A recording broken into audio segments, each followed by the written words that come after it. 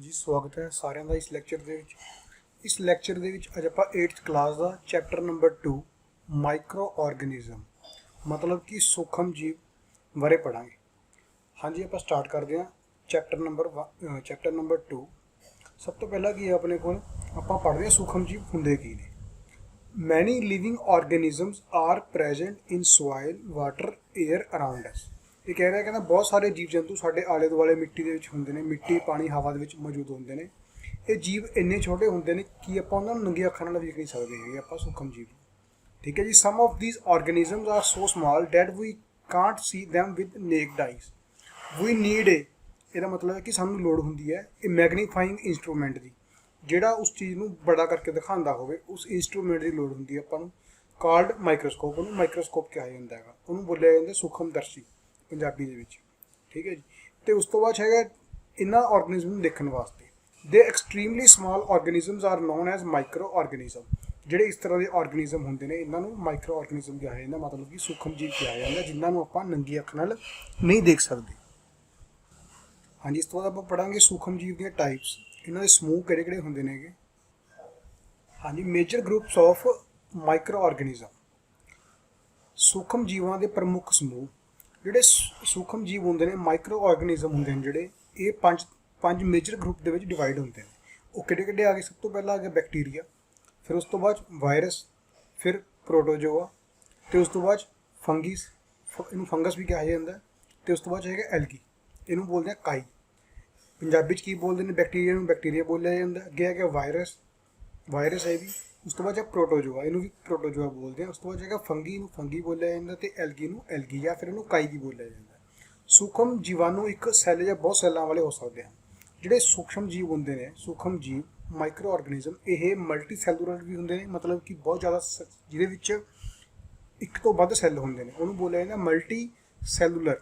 ਇੱਕ ਹੁੰਦੇ ਨੇ ਇੱਕ ਸੈੱਲ ਵਾਲੇ, ਉਹਨੂੰ ਬੋਲਿਆ ਜਾਂਦਾ ਯੂਨੀਸੈਲੂਲਰ। ਸਭ ਤੋਂ ਪਹਿਲਾਂ ਪੜ੍ਹਦੇ ਆਪਾਂ ਬੈਕਟੀਰੀਆ ਬਾਰੇ। ਇਹਨਾਂ ਦੀ ਟਾਈਪਸ ਨੇ, ਪੰਜਾਂ ਬਾਰੇ ਪੜ੍ਹਾਂਗੇ ਆਪਾਂ ਕੀ ਕੀ ਹੁੰਦੀਆਂ ਨੇ ਇਹ। ਸਭ ਤੋਂ ਪਹਿਲਾਂ ਆ ਗਿਆ ਆਪਣੇ ਕੋਲ ਬੈਕਟੀਰੀਆ। ਹਾਂਜੀ, ਜਿਹੜਾ ਬੈਕਟੀਰੀਆ ਹੁੰਦਾ ਇਹ ਬਹੁਤ ਜ਼ਿਆਦਾ ਸਮੋਲ ਹੁੰਦਾ। Bacteria are very small single salad. ਇਹਦੇ ਵਿੱਚ ਇੱਕੋ ਹੀ ਸੈੱਲ ਹੁੰਦਾ, ਇੱਕੋ ਹੀ ਸੈੱਲ ਮਾਈਕਰੋ ਆਰਗੇਨਿਜ਼ਮ ਹੈ, ਸੂਖਮ ਜੀਵ ਹੈ। ਵਿਚ ਹੈਵ ਸੈੱਲ ਵਾਲ, ਇਹਦੇ ਵਿੱਚ ਸੈੱਲ ਦੀਵਾਰ ਹੁੰਦੀ ਹੈ, ਮਤਲਬ ਸੈੱਲ ਦੀ ਕੰਧ ਹੁੰਦੀ ਹੈ। But do not have an organised nucleus. ਜਿਹੜਾ ਇਹਦੇ ਵਿੱਚ ਕੇਂਦਰਕ ਹੁੰਦਾ, ਕੇਂਦਰਕ ਆਪਾਂ 8ਵੇਂ ਲੈਸਨ ਵਿੱਚ ਪੜ੍ਹਾਂਗੇ ਕੀ ਹੁੰਦਾ, ਬਸ ਤੁਸੀਂ ਐਵੇਂ ਸਮਝ ਸਕਦੇ ਹੋ ਵੀ ਇਹ ਦਿਮਾਗ ਹੁੰਦਾ। ਇਹਦਾ ਜਿਹੜਾ ਕੇਂਦਰਕ ਹੁੰਦਾ ਉਹ ਆਰਗੇਨਾਈਜ਼ਡ ਨਹੀਂ ਹੁੰਦਾ। ਠੀਕ ਹੈ ਜੀ। ਉਸ ਤੋਂ ਬਾਅਦ ਕੀ ਹੈ, ਬੈਕਟੀਰੀਆ ਆਰ ਫਾਊਂਡ ਇਨ ਦਾ ਲਾਰਜ ਨੰਬਰ ਐਵਰੀਵੇਅਰ। ਜਿਹੜਾ ਬੈਕਟੀਰੀਆ ਹੈ ਉਹ ਕਾਫੀ ਜਗ੍ਹਾ 'ਤੇ ਹਮੇਸ਼ਾ, ਮਤਲਬ ਕਿ ਹਰ ਜਗ੍ਹਾ 'ਤੇ ਪਾਇਆ ਜਾਂਦਾ। ਉਹਦੀ ਹਰ ਜਗ੍ਹਾ 'ਤੇ ਕਾਫੀ ਮਾਤਰਾ ਦੇ ਵਿੱਚ ਪਾਏ ਜਾਂਦੇ ਨੇ, ਹਵਾ ਦੇ ਵਿੱਚ, ਮਿੱਟੀ ਦੇ ਵਿੱਚ, ਪਾਣੀ ਦੇ ਵਿੱਚ, ਅਤੇ ਹਰ ਕੋਈ ਵੀ ਸਤਹ ਹੁੰਦੀ ਹੈ ਆਪਣੇ ਆਲੇ ਦੁਆਲੇ ਸਾਰਿਆਂ ਦੇ ਵਿੱਚ। ਇਹ ਆਪਣੇ ਸਰੀਰ ਦੇ ਵਿੱਚ ਵੀ ਪਾਏ ਜਾਂਦੇ ਨੇ, ਅਤੇ ਆਪਣੇ ਸਰੀਰ ਦੇ, ਠੀਕ ਹੈ ਜੀ, ਈਵਨ ਇਨਸਾਈਡ ਆਵਰ ਬੋਡੀਜ਼, ਇਹ ਆਪਣੀ ਬੋਡੀ ਦੇ ਅੰਦਰ ਵੀ ਪਾਏ ਜਾਂਦੇ ਨੇ, ਆਪਣੀ ਬੋਡੀ ਦੇ ਉੱਪਰ ਵੀ ਪਾਏ ਜਾਂਦੇ ਨੇ। Bacteria are larger than virus. ਜਿਹੜੇ ਬੈਕਟੀਰੀਆ ਹੁੰਦੇ ਨੇ, ਜਿਹੜਾ ਵਾਇਰਸ ਸੂਖਮ ਜੀਵ ਹੈ, ਵਾਇਰਸ ਤੋਂ ਇਹ ਬੜੇ ਹੁੰਦੇ ਨੇ, ਪਰ ਫਿਰ ਵੀ ਇਹ ਬਹੁਤ ਛੋਟੇ ਹੁੰਦੇ ਨੇ, ਪਰ ਵਾਇਰਸ ਤੋਂ ਬੜੇ ਹੁੰਦੇ ਨੇ। ਅਨਲਾਈਕ ਵਾਇਰਸ। ਹੁਣ ਜਿਹੜਾ ਵਾਇਰਸ ਹੈ, ਵਾਇਰਸ ਦਾ ਨਾ ਤਾਂ ਉਸ ਦੇ ਬਾਰੇ ਆਪਾਂ ਬਾਅਦ 'ਚ ਪੜ੍ਹਾਂਗੇ। ਪਹਿਲਾਂ ਆਪਾਂ ਦੇਖਦੇ ਜਿਹੜਾ ਬੈਕਟੀਰੀਆ ਉਹ ਫੀਡ, ਮਤਲਬ ਕਿ ਭੋਜਨ ਲੈਂਦਾ ਹੈਗਾ। ਮੂਵ ਮਤਲਬ ਹੁੰਦਾ ਵੀ ਚੱਲਣਾ, ਉਹ ਚੱਲਦਾ ਹੈ ਅਤੇ ਸਾਹ ਲੈਂਦਾ, as well as reproduce on their own, ਅਤੇ ਆਪਣੇ ਵਰਗੇ ਜਿਹੜੇ ਬੈਕਟੀਰੀਆ ਨੇ ਹੋਰ ਪੈਦਾ ਕਰਦਾ ਆਪਦੇ ਆਪ। ਠੀਕ ਹੈ ਜੀ। ਦੇਰ R mainly 3 groups of bacteria on the basis of there shape. Bacteria ਦੀ ਜਿਹੜੀ ਬੈਕਟੀਰੀਆ ਨੂੰ ਅੱਗੇ ਵੀ ਕੀ 3 ਗਰੁੱਪਸ ਦੇ ਵਿੱਚ ਵੰਡਿਆ ਜਾਂਦਾ, ਉਹਨਾਂ ਦੀ ਸ਼ੇਪ ਦੇ ਆਧਾਰ 'ਤੇ, ਉਹਨਾਂ ਦੀ ਆਕਰਤੀ ਦੇ ਬੇਸ 'ਤੇ। 3 ਤਰ੍ਹਾਂ ਦੇ ਹੁੰਦੇ ਨੇ, ਸਪੈਰੀਕਲ ਬੈਕਟੀਰੀਆ, ਗੋਲਾਕਾਰ, ਰੋਡ ਸ਼ੇਪਡ ਬੈਕਟੀਰੀਆ ਜਿਵੇਂ ਛੜ ਹੁੰਦੀ ਹੈ, ਐਂਡ ਸਪਾਇਰਲ। ਠੀਕ ਹੈ ਜੀ। The 2 common example of bacteria are lactobacillus bacteria and rhizobium bacteria। ਜਿਹੜੀਆਂ ਦੋ ਹੀ ਐਗਜ਼ਾਮਪਲਾਂ ਨੇ ਜਿਹੜੀਆਂ ਮੇਨ ਨੇ, ਜਿਹੜੇ ਆਪਾਂ ਆਮ ਤੌਰ 'ਤੇ ਆਪਾਂ ਜਿਹੜੀ ਪੜ੍ਹਦੇ ਹਾਂ ਬੁੱਕਸ ਦੇ ਵਿੱਚ, ਉਹ ਹੈਗੀਆਂ ਨੇ ਲੈਕਟੋਬੈਸਿਲਸ ਬੈਕਟੀਰੀਆ। ਇਹ ਦਹੀਂ ਦੇ ਵਿੱਚ ਪਾਇਆ ਜਾਂਦਾ, ਇਹ ਦਹੀਂ ਨੂੰ ਬਣਾਉਣ ਦੇ ਵਿੱਚ ਕੰਮ ਆਉਂਦਾ, ਦੁੱਧ ਦੇ ਵਿੱਚ ਪਾਇਆ ਜਾਂਦਾ ਹੈ। ਅਤੇ ਉਦੋਂ ਬਾਅਦ ਹੈਗਾ ਰਾਈਜ਼ੋਬੀਅਮ ਬੈਕਟੀਰੀਆ। ਇਹ ਜਿਹੜੀ ਨਾਈਟ੍ਰੋਜਨ ਫਿਕਸ ਹੁੰਦੀ ਹੈ, ਜਿਹੜਾ ਚੈਪਟਰ ਨੰਬਰ 1 'ਚ ਪੜ੍ਹਿਆ ਸੀ, ਇਹ ਉਹਦੇ ਵਿੱਚ ਉਹਦੇ ਕੰਮ ਆਉਂਦਾ ਹੈ ਰਾਈਜ਼ੋਬੀਅਮ ਬੈਕਟੀਰੀਆ। ਜਿਹੜਾ ਲੈਕਟੋਬੈਸਿਲਸ ਹੈ, ਇਹ ਦੁੱਧ ਨੂੰ ਦਹੀਂ ਬਣਾਉਣ 'ਤੇ ਕੰਮ ਆਉਂਦਾ ਹੈ। ਠੀਕ ਹੈ ਜੀ। ਨੈਕਸਟ ਦੇਖੋ, ਇਹਦੀ ਆਪਾਂ ਕੁਝ ਪਿਕਚਰਸ ਦੇਖਦੇ ਹਾਂ ਬੈਕਟੀਰੀਆ ਦੀ। ਹਾਂਜੀ, ਆਹ ਪਿਕਚਰ ਹੈ ਇਹਦੀ ਬੈਕਟੀਰੀਆ ਦੀ। ਇਹਨੂੰ ਬੋਲਦੇ ਆ ਸਪਾਇਰਲ। ਇਹ ਹੁੰਦੇ ਨੇਗੇ ਛੜ ਆਕਾਰ ਦੇ ਸਿਲੰਡਰੀਕਲ, ਠੀਕ ਹੈ ਜੀ। ਇਸ ਤੋਂ ਇਲਾਵਾ ਗੋਲਾਕਾਰ ਵੀ ਹੁੰਦੇ ਨੇ। ਹਾਂਜੀ, ਇਸ ਤੋਂ ਅੱਗੇ ਪੜਾਂਗੇ ਆਪਾਂ ਵਾਇਰਸ ਬਾਰੇ। ਵਾਇਰਸ ਕੀ ਚੀਜ਼ ਹੈ? ਹਾਂਜੀ, ਵਾਇਰਸ ਕੀ ਹੁੰਦਾ ਹੈਗਾ? Virus are the smallest microorganism. ਇਹ ਬਹੁਤ ਛੋਟੇ ਸੂਖਮ ਜੀਵ ਨੇ which can develop only inside the cell of host organism. ਹੁਣ ਦੇਖੋ, ਜਿਹੜੇ ਵਾਇਰਸ ਹੈ ਜਿਹੜਾ ਇਹ ਸੈੱਲ ਦੇ ਅੰਦਰ ਜਾ ਕੇ ਡਿਵੈਲਪ ਹੁੰਦਾ ਹੈ। ਮਤਲਬ ਕਿ ਜੇ ਕਿਸੇ ਦੇ ਅੰਦਰ ਚਲਾ ਗਿਆ ਇਹ, ਕਿਸੇ ਐਨੀਮਲ ਦੇ, ਜੰਤੂ ਦੇ, ਪੌਦੇ ਦੇ, ਜਾਂ ਫਿਰ, ਠੀਕ ਹੈ ਜੀ, ਤਾਂ ਉੱਥੇ ਜਾ ਕੇ ਅੰਦਰ ਇਹ ਡਿਵੈਲਪ ਹੁੰਦਾ ਹੈ। ਜਾਂ ਕਿਸੇ ਇਨਸਾਨ ਦੇ ਅੰਦਰ ਚਲਾ ਜਾਵੇ, ਉੱਥੇ ਜਾ ਕੇ ਡਿਵੈਲਪ ਹੁੰਦਾ ਹੈ ਇਹ। ਮਤਲਬ ਕਿ ਇਹ ਮਲਟੀਪਲਾਈ ਹੁੰਦੇ ਨੇ, ਇਹ ਇੱਕ ਤੋਂ ਕਾਫੀ ਸਾਰੇ ਬਣ ਜਾਂਦੇ ਨੇ। ਜਿਹੜੇ ਵਾਇਰਸ ਹੁੰਦੇ ਨੇ ਬੈਕਟੀਰੀਆ ਤੋਂ ਬਹੁਤ ਜ਼ਿਆਦਾ ਸਮਾਲਰ ਹੁੰਦੇ ਨੇ। Virus do not show most of the characteristic of living things. ਜਿਹੜਾ ਵਾਇਰਸ ਹੈ ਇਹ ਪ੍ਰੋਪਰਟੀ ਸ਼ੋ ਨਹੀਂ ਕਰਦਾ ਹੈਗਾ ਕਿਹਦੀਆਂ? ਲਿਵਿੰਗ ਥਿੰਗਸ ਦੇ। ਲਿਵਿੰਗ ਥਿੰਗਸ ਕਿਹੜੀਆਂ ਹੋ ਗਈਆਂ? ਜਿਵੇਂ ਜੀਵ ਜੰਤੂ ਹੋ ਗਏ, ਪੌਦੇ ਹੋ ਗਏ, ਮਨੁੱਖ ਹੋ ਗਿਆ। ਮਤਲਬ ਕਿ ਨਾ ਤਾਂ ਇਹ ਖਾਂਦਾ ਹੈ, ਨਾ ਇਹ ਸਾਹ ਲੈਂਦਾ, ਨਾ ਇਹ ਗਰੋ ਕਰਦਾ, ਵੱਧਦਾ, ਠੀਕ ਹੈ ਜੀ, ਨਾ ਇਹ ਮੂਵ ਕਰਦਾ ਹੈਗਾ ਆਪਦੇ ਆਪ। ਮਤਲਬ ਕਿ ਸਿਰਫ ਇਹਦਾ ਵੈਸੇ ਤਾਂ ਜਿਹੜਾ ਵਾਇਰਸ ਹੁੰਦਾ ਇਹ ਕੀ ਹੁੰਦਾ ਹੈਗਾ? ਇਹ ਨॉन ਲਿਵਿੰਗ ਥਿੰਗ ਦੀ ਤਰ੍ਹਾਂ ਕੰਮ ਕਰਦਾ। ਮਤਲਬ ਕਿ ਜਿਵੇਂ ਕੋਈ ਨਿਰਜੀਵ ਵਸਤੂ ਹੁੰਦੀ ਹੈ, ਉਹ ਜਾਨ ਪ੍ਰਾਣ ਨਹੀਂ ਹੁੰਦੀ, ਪਰ ਜਦੋਂ ਇਹ ਕਿਸੇ ਜੀਵ ਦੇ ਅੰਦਰ ਵਗ ਜਾਂਦਾ ਸੈੱਲ ਦੇ ਵਿੱਚ, ਜਦੋਂ ਦੇਖੋ ਲਿਖਿਆ ਇਹਦੇ ਵਿੱਚ virus are able to reproduce. Virus ਆਪਦੇ ਵਰਗੇ ਹੋਰ ਜੀਵ ਪੈਦਾ ਕਰ ਸਕਦੇ ਨੇ। ਇਹਦਾ ਮਤਲਬ ਹੁੰਦਾ ਰੀਪਰੋਡਿਊਸ ਦਾ ਮਤਲਬ ਆਪਦੇ ਵਰਗੇ ਹੋਰ ਜੀਵ ਪੈਦਾ ਕਰਨਾ। If they enter A living cell, ਜੇ ਇਹ ਕਿਸੇ ਲਿਵਿੰਗ ਸੈੱਲ ਦੇ ਅੰਦਰ ਹੋਣਗੇ। that is virus can reproduce and multiply only inside the cells of other organism such as animal cell, plant cell or bacteria cell। ਜਿਹੜਾ virus ਨੇ ਇਹ ਕਿਸੇ ਇਨਸਾਨ ਦੇ ਅੰਦਰ ਜਾਣ ਤੋਂ ਬਾਅਦ, ਕਿਸੇ ਵੀ ਲਿਵਿੰਗ ਥਿੰਗ ਦੇ ਅੰਦਰ ਜਾਣ ਤੋਂ ਬਾਅਦ, ਉਹਦੇ ਸੈੱਲ ਦੇ ਵਿੱਚ ਦਾਖਲ ਹੋਣ ਤੋਂ ਬਾਅਦ ਇਹ ਆਪਦੇ ਵਰਗੇ ਜੀਵ ਪੈਦਾ ਕਰ ਸਕਦੇ ਨੇ, ਨਹੀਂ ਇਹ ਕਰ ਸਕਦੇ, ਠੀਕ ਹੈ ਜੀ। Thus as long virus are outside of the living cell they behave as non living thing. ਜਦੋਂ ਤਾਂ ਇਹ ਸੈੱਲ ਤੋਂ ਬਾਹਰ ਹੁੰਦੇ ਨੇ, ਮੰਨ ਲਓ ਕਿਸੇ ਵੀ ਬੋਡੀ ਦੇ ਅੰਦਰ ਸੈੱਲ ਤੇ ਗਿਆ ਨਹੀਂ, ਤਾਂ ਛੇਤੀ ਹੀ ਇਹਦਾ ਜਿਹੜਾ ਅਸਰ ਹੁੰਦਾ ਉਹ ਮਰ ਜਾਂਦਾ ਹੈ, ਮਤਲਬ ਖਤਮ ਹੋ ਜਾਂਦਾ ਹੈ। ਪਰ ਜਦੋਂ ਇਹ ਕਿਸੇ ਸੈੱਲ ਦੇ ਅੰਦਰ ਵਗ ਜੇ, ਉਦੋਂ ਬਾਅਦ 'ਚ ਇਹ ਉਹਦੇ ਅੰਦਰ ਹੋਰ ਵੀ ਜੀਵ ਪੈਦਾ ਕਰਦਾ ਆਪਦੇ ਵਰਗੇ। ਅਤੇ ਜਿਵੇਂ ਕੋਈ ਲਿਵਿੰਗ ਥਿੰਗ ਹੁੰਦੀ ਹੈ, ਕੋਈ ਜੀਵ ਜੰਤੂ ਹੁੰਦਾ ਜਿਹੜਾ ਜਿਉਂਦਾ ਹੁੰਦਾ, ਉਸਦੇ ਤਰ੍ਹਾਂ ਕੰਮ ਕਰਦਾ ਫਿਰ ਇਹ। ਵੈਸੇ ਤਾਂ ਇਹ ਕੋਈ ਵੀ ਕੰਮ ਨਹੀਂ ਕਰਦਾ। ਮੰਨ ਲਓ ਕਿਸੇ ਮੈਟਲ 'ਤੇ ਪਿਆ ਇਹ, ਤਾਂ ਬਹੁਤ ਜਲਦੀ ਇਹ ਡਿਸਟਰੋਏ ਹੋ ਜਾਊਗਾ। ਮੈਟਲ 'ਤੇ ਪਿਆ ਇਹਦੀ ਲਾਈਫ ਨਹੀਂ ਹੁੰਦੀ ਇੰਨੀ। ਪਰ ਜਦੋਂ ਇਹ ਕਿਸੇ ਜੀਵ ਦੇ ਸੈੱਲ ਦੇ ਅੰਦਰ ਚਲਾ ਜਾਊਗਾ, ਉੱਥੇ ਜਾ ਕੇ ਇਹ ਇੱਕ ਲਿਵਿੰਗ ਆਰਗੇਨਿਜ਼ਮ ਦੀ ਤਰ੍ਹਾਂ ਕੰਮ ਕਰਦਾ। ਮਤਲਬ ਕਿ ਜਿਵੇਂ ਕੋਈ ਸੰਜੀਵ ਵਸਤੂ ਹੁੰਦੀ ਹੈ, ਜਿਹਨੂੰ ਆਪਾਂ ਪੰਜਾਬੀ 'ਚ ਆਪਾਂ ਸੰਜੀਵ ਵਸਤੂਆਂ ਕਹਿੰਦੇ ਹੈਗੇ, ਠੀਕ ਹੈ ਜੀ। ਅਤੇ ਇਹ ਪ੍ਰੋਸੈਸ ਆਫ ਰੀਪਰੋਡਕਸ਼ਨ, ਮਤਲਬ ਕਿ ਆਪਦੇ ਵਰਗੇ ਜੀਵ ਪੈਦਾ ਕਰਦਾ। Virus are the agent of disease. ਇਹ ਬਿਮਾਰੀਆਂ ਲੈ ਕੇ ਆਉਂਦੇ ਨੇਗੇ। ਹੁਣ ਜਿਵੇਂ ਤੁਹਾਡੇ ਸਾਰਿਆਂ ਸਾਹਮਣੇ ਇੱਕ ਬਿਮਾਰੀ ਫੈਲੀ ਹੋਈ ਹੈ, ਉਹਦਾ ਨਾਮ ਹੈ ਕਰੋਨਾ ਵਾਇਰਸ, ਠੀਕ ਹੈ ਜੀ। ਇਹ ਵੀ ਇਨਸਾਨ ਤੋਂ ਇਨਸਾਨ ਦੇ ਵਿੱਚ ਫੈਲਦੀ ਹੈ। ਪਰ ਜਦੋਂ ਜਿਵੇਂ ਹੁਣ ਇਹ ਵੀ ਇੱਕ ਵਾਇਰਸ ਹੈਗਾ, ਇਹ ਵੀ ਜਦੋਂ ਅੰਦਰ ਚਲਾ ਜਾਊਗਾ ਸੈੱਲ ਦੇ, ਫਿਰ ਇਹ ਅੱਗੇ ਜਾ ਕੇ ਅੰਦਰ ਜਾ ਕੇ ਮਲਟੀਪਲਾਈ ਹੁੰਦਾ ਹੈਗਾ, ਠੀਕ ਹੈ ਜੀ। ਤੁਸੀਂ ਸਾਰਾ ਕੁਛ ਇਹਦੇ ਬਾਰੇ ਹੁਣ ਜਿਵੇਂ ਤੁਸੀਂ ਸੁਣਿਆ ਹੈਗਾ ਵੀ, ਤਾਂ ਹੀ ਹੁਣ ਸਾਰੇ ਜਣੇ ਆਹ ਚੀਜ਼ ਕਹਿ ਰਹੇ ਨੇ ਵੀ ਆਪਦੇ ਮੂੰਹ ਨੂੰ ਢੱਕ ਕੇ ਰੱਖੋ, ਨੱਕ ਨੂੰ ਢੱਕ ਕੇ ਰੱਖੋ, ਤਾਂ ਕਿ ਇਹ ਸਾਹ ਦੇ ਰਾਹੀਂ ਜਿਹੜੇ ਆਪਣੇ ਬੋਡੀ ਦੇ ਸੈੱਲ ਨੇ ਉਸਦੇ ਅੰਦਰ ਨਾ ਚਲਾ ਜਾਵੇ, ਠੀਕ ਹੈ ਜੀ। ਤਾਂ ਕਰਕੇ ਜਿਹੜਾ ਵਾਇਰਸ ਹੈ ਇਸ ਤਰੀਕੇ ਨਾਲ ਕੰਮ ਕਰਦਾ। ਹਾਂਜੀ, ਇਸ ਤੋਂ ਅੱਗੇ ਦੇਖੋ ਇਹਦੀ ਕੁਝ ਪਿਕਚਰਸ ਨੇ। ਹਾਂਜੀ, ਆਹ ਇੱਕ ਵਾਇਰਸ ਦੀ ਪਿਕਚਰ ਦਿਖਾਈ ਹੋਈ ਹੈ ਇਹਨਾਂ ਨੇ, ਠੀਕ ਹੈ ਜੀ। ਇਸ ਤਰ੍ਹਾਂ ਦਾ ਵਾਇਰਸ ਹੁੰਦਾ ਹੈਗਾ, ਜਿਵੇਂ ਹੁਣ ਤੁਸੀਂ ਅੱਜ ਕੱਲ੍ਹ TV ਦੇ ਵਿੱਚ ਦੇਖਦੇ ਹੋ, ਬਹੁਤ ਜ਼ਿਆਦਾ ਐਡ ਆਉਂਦੀ ਹੈਗੀ, ਠੀਕ ਹੈ ਜੀ। ਤੁਸੀਂ ਸਾਰਾ ਕੁਝ ਦੇਖ ਰਹੇ ਹੋ ਅੱਜ ਕੱਲ੍ਹ ਕਿਵੇਂ ਦਾ ਹੁੰਦਾ ਵਾਇਰਸ। ਹਾਂਜੀ, ਇਸ ਤੋਂ ਅੱਗੇ ਪੜ੍ਹਦੇ ਹਾਂ ਆਪਾਂ। ਨੈਕਸਟ ਜਿਹੜਾ ਸੂਖਮ ਜੀਵ ਹੈ, ਮਾਈਕਰੋ ਆਰਗੇਨਿਜ਼ਮ, ਉਹਨੂੰ ਬੋਲਦੇ ਆਪਾਂ ਪ੍ਰੋਟੋਜੋਆ। ਹਾਂਜੀ, ਇਹਦੇ ਬਾਰੇ ਪੜ੍ਹਦੇ ਹਾਂ ਆਪਾਂ। ਤਾਂ ਕੀ ਹੈ ਪ੍ਰੋਟੋਜੋਆ? ਇਹ ਇਕਹਿਰੇ ਸੈੱਲਾਂ ਦਾ ਸਮੂਹ ਹੈ, ਇਕਹਿਰੇ ਸੈੱਲ ਵਾਲੇ ਸੂਖਮ ਜੀਵ ਜੰਤੂਆਂ ਦਾ ਸਮੂਹ ਹੈ, ਵਿਚ ਆਰ ਕਲਾਸੀਫਾਈਜ਼ਡ ਐਜ਼ ਐਨੀਮਲ, ਠੀਕ ਹੈ ਜੀ। ਇਹਨਾਂ ਨੂੰ ਇੱਕ ਜੰਤੂ ਦੇ ਸਮੂਹ 'ਚ ਰੱਖਿਆ ਜਾਂਦਾ। ਜਿਹੜੇ ਪ੍ਰੋਟੋਜੋਆ ਹੁੰਦੇ ਨੇ ਇਹ ਕਿੱਥੇ ਕਿੱਥੇ ਮਿਲਦੇ ਨੇ? ਤਲਾਬ 'ਤੇ, ਝੀਲ, ਗੰਦੇ ਪਾਣੀ 'ਤੇ, ਡਰੇਨਸ, ਰੀਵਰ, ਸੀ ਵਾਟਰ, ਸਮੁੰਦਰ ਦਾ ਪਾਣੀ, ਐਂਡ ਡੈਂਪ ਸੋਇਲ, ਜਿਹੜੀ ਗਿੱਲੀ ਮਿੱਟੀ ਹੁੰਦੀ ਹੈ। ਡੈਂਪ ਸੋਇਲ ਮਤਲਬ ਗਿੱਲੀ ਮਿੱਟੀ। Some common example of protozoa are amoeba and paramecium. ਇਹ ਦੋ ਤੁਸੀਂ ਸੁਣੀਆਂ ਹੋਣਗੀਆਂ, ਅਮੀਬਾ ਅਤੇ ਪੈਰਾਮੀਸ਼ੀਅਮ। ਇਸ ਤੋਂ ਇਲਾਵਾ ਹੁੰਦੀ ਹੈ ਐਂਟ ਅਮੀਬਾ ਐਂਡ ਪਲਾਜ਼ਮੋਡੀਅਮ। ਜਿਹੜੇ ਆਮ ਤੌਰ 'ਤੇ ਜਿਹੜੇ ਪ੍ਰੋਟੋਜੋਆ ਹੁੰਦੇ ਨੇ, ਇਹਦੇ ਨਾਲ ਵੀ ਬਿਮਾਰੀਆਂ ਫੈਲਦੀਆਂ ਨੇ, ਠੀਕ ਹੈ ਜੀ। ਜਿਵੇਂ ਆਪਣੇ ਕੋਲ ਇੱਕ disease like dysentery and malaria are caused by protozoa, ਠੀਕ ਹੈ ਜੀ। ਇਹ ਦੋ ਤਰ੍ਹਾਂ ਦੀਆਂ ਬਿਮਾਰੀਆਂ ਨੇ ਇਹ, ਕਿਹੜੀ ਹੁੰਦੀ ਹੈ, ਪੇਚਿਸ ਅਤੇ ਮਲੇਰੀਆ। ਇਹ ਜਿਹੜੀ ਬਿਮਾਰੀਆਂ ਨੇ ਕਿਹਦੇ ਕਾਰਨ ਫੈਲਦੀਆਂ ਨੇ, ਪ੍ਰੋਟੋਜੋਆ ਕਾਰਨ ਹੁੰਦੀਆਂ ਨੇ। ਜਿਹੜੀ ਤੁਸੀਂ ਮਲੇਰੀਆ ਨਾਮ ਦੀ ਬਿਮਾਰੀ ਸੁਣਦੇ ਹੋ ਉਹ ਵੀ ਇਸ ਦੇ ਕਾਰਨ ਹੀ ਫੈਲਦੀ ਹੈ, ਕਿਉਂਕਿ ਜਿਹੜਾ ਮੱਛਰ ਹੈ, ਮੱਛਰ ਨੂੰ ਵੀ ਕੀ ਬੋਲਿਆ ਜਾਂਦਾ ਹੈ, ਪ੍ਰੋਟੋਜੋਆ ਦੀ ਕੈਟਾਗਰੀ ਦੇ ਵਿੱਚ ਮੱਛਰ ਨੂੰ ਆਪਾਂ ਰੱਖਦੇ ਹਾਂ। ਠੀਕ ਹੈ ਜੀ।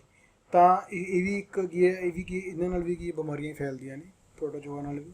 ਹਾਂਜੀ, ਇਹਦੀ ਕੁਝ ਪਿਕਚਰਸ ਨੇ ਆਪਣੇ ਕੋਲ, ਉਹ ਸਾਨੂੰ ਇਹ ਦੋ ਤਰ੍ਹਾਂ ਦਾ ਇਹ ਦੋ ਪਿਕਚਰਸ ਨੇ ਆਪਣੇ ਕੋਲ, ਅਮੀਬਾ ਤੇ ਪੈਰਾਮੀਸ਼ੀਅਮ। ਇਹ ਵੀ ਪ੍ਰੋਟੋਜੋਆ ਦੀ ਕੈਟਾਗਰੀ ਦੇ ਵਿੱਚ ਆਉਂਦੇ ਨੇ। ਠੀਕ ਹੈ ਜੀ। ਇਹਨੂੰ ਬੋਲਦੇ ਆਪਾਂ ਅਮੀਬਾ, ਇਹ ਹੁੰਦਾ ਜੀ ਪੈਰਾਮੀਸ਼ੀਅਮ।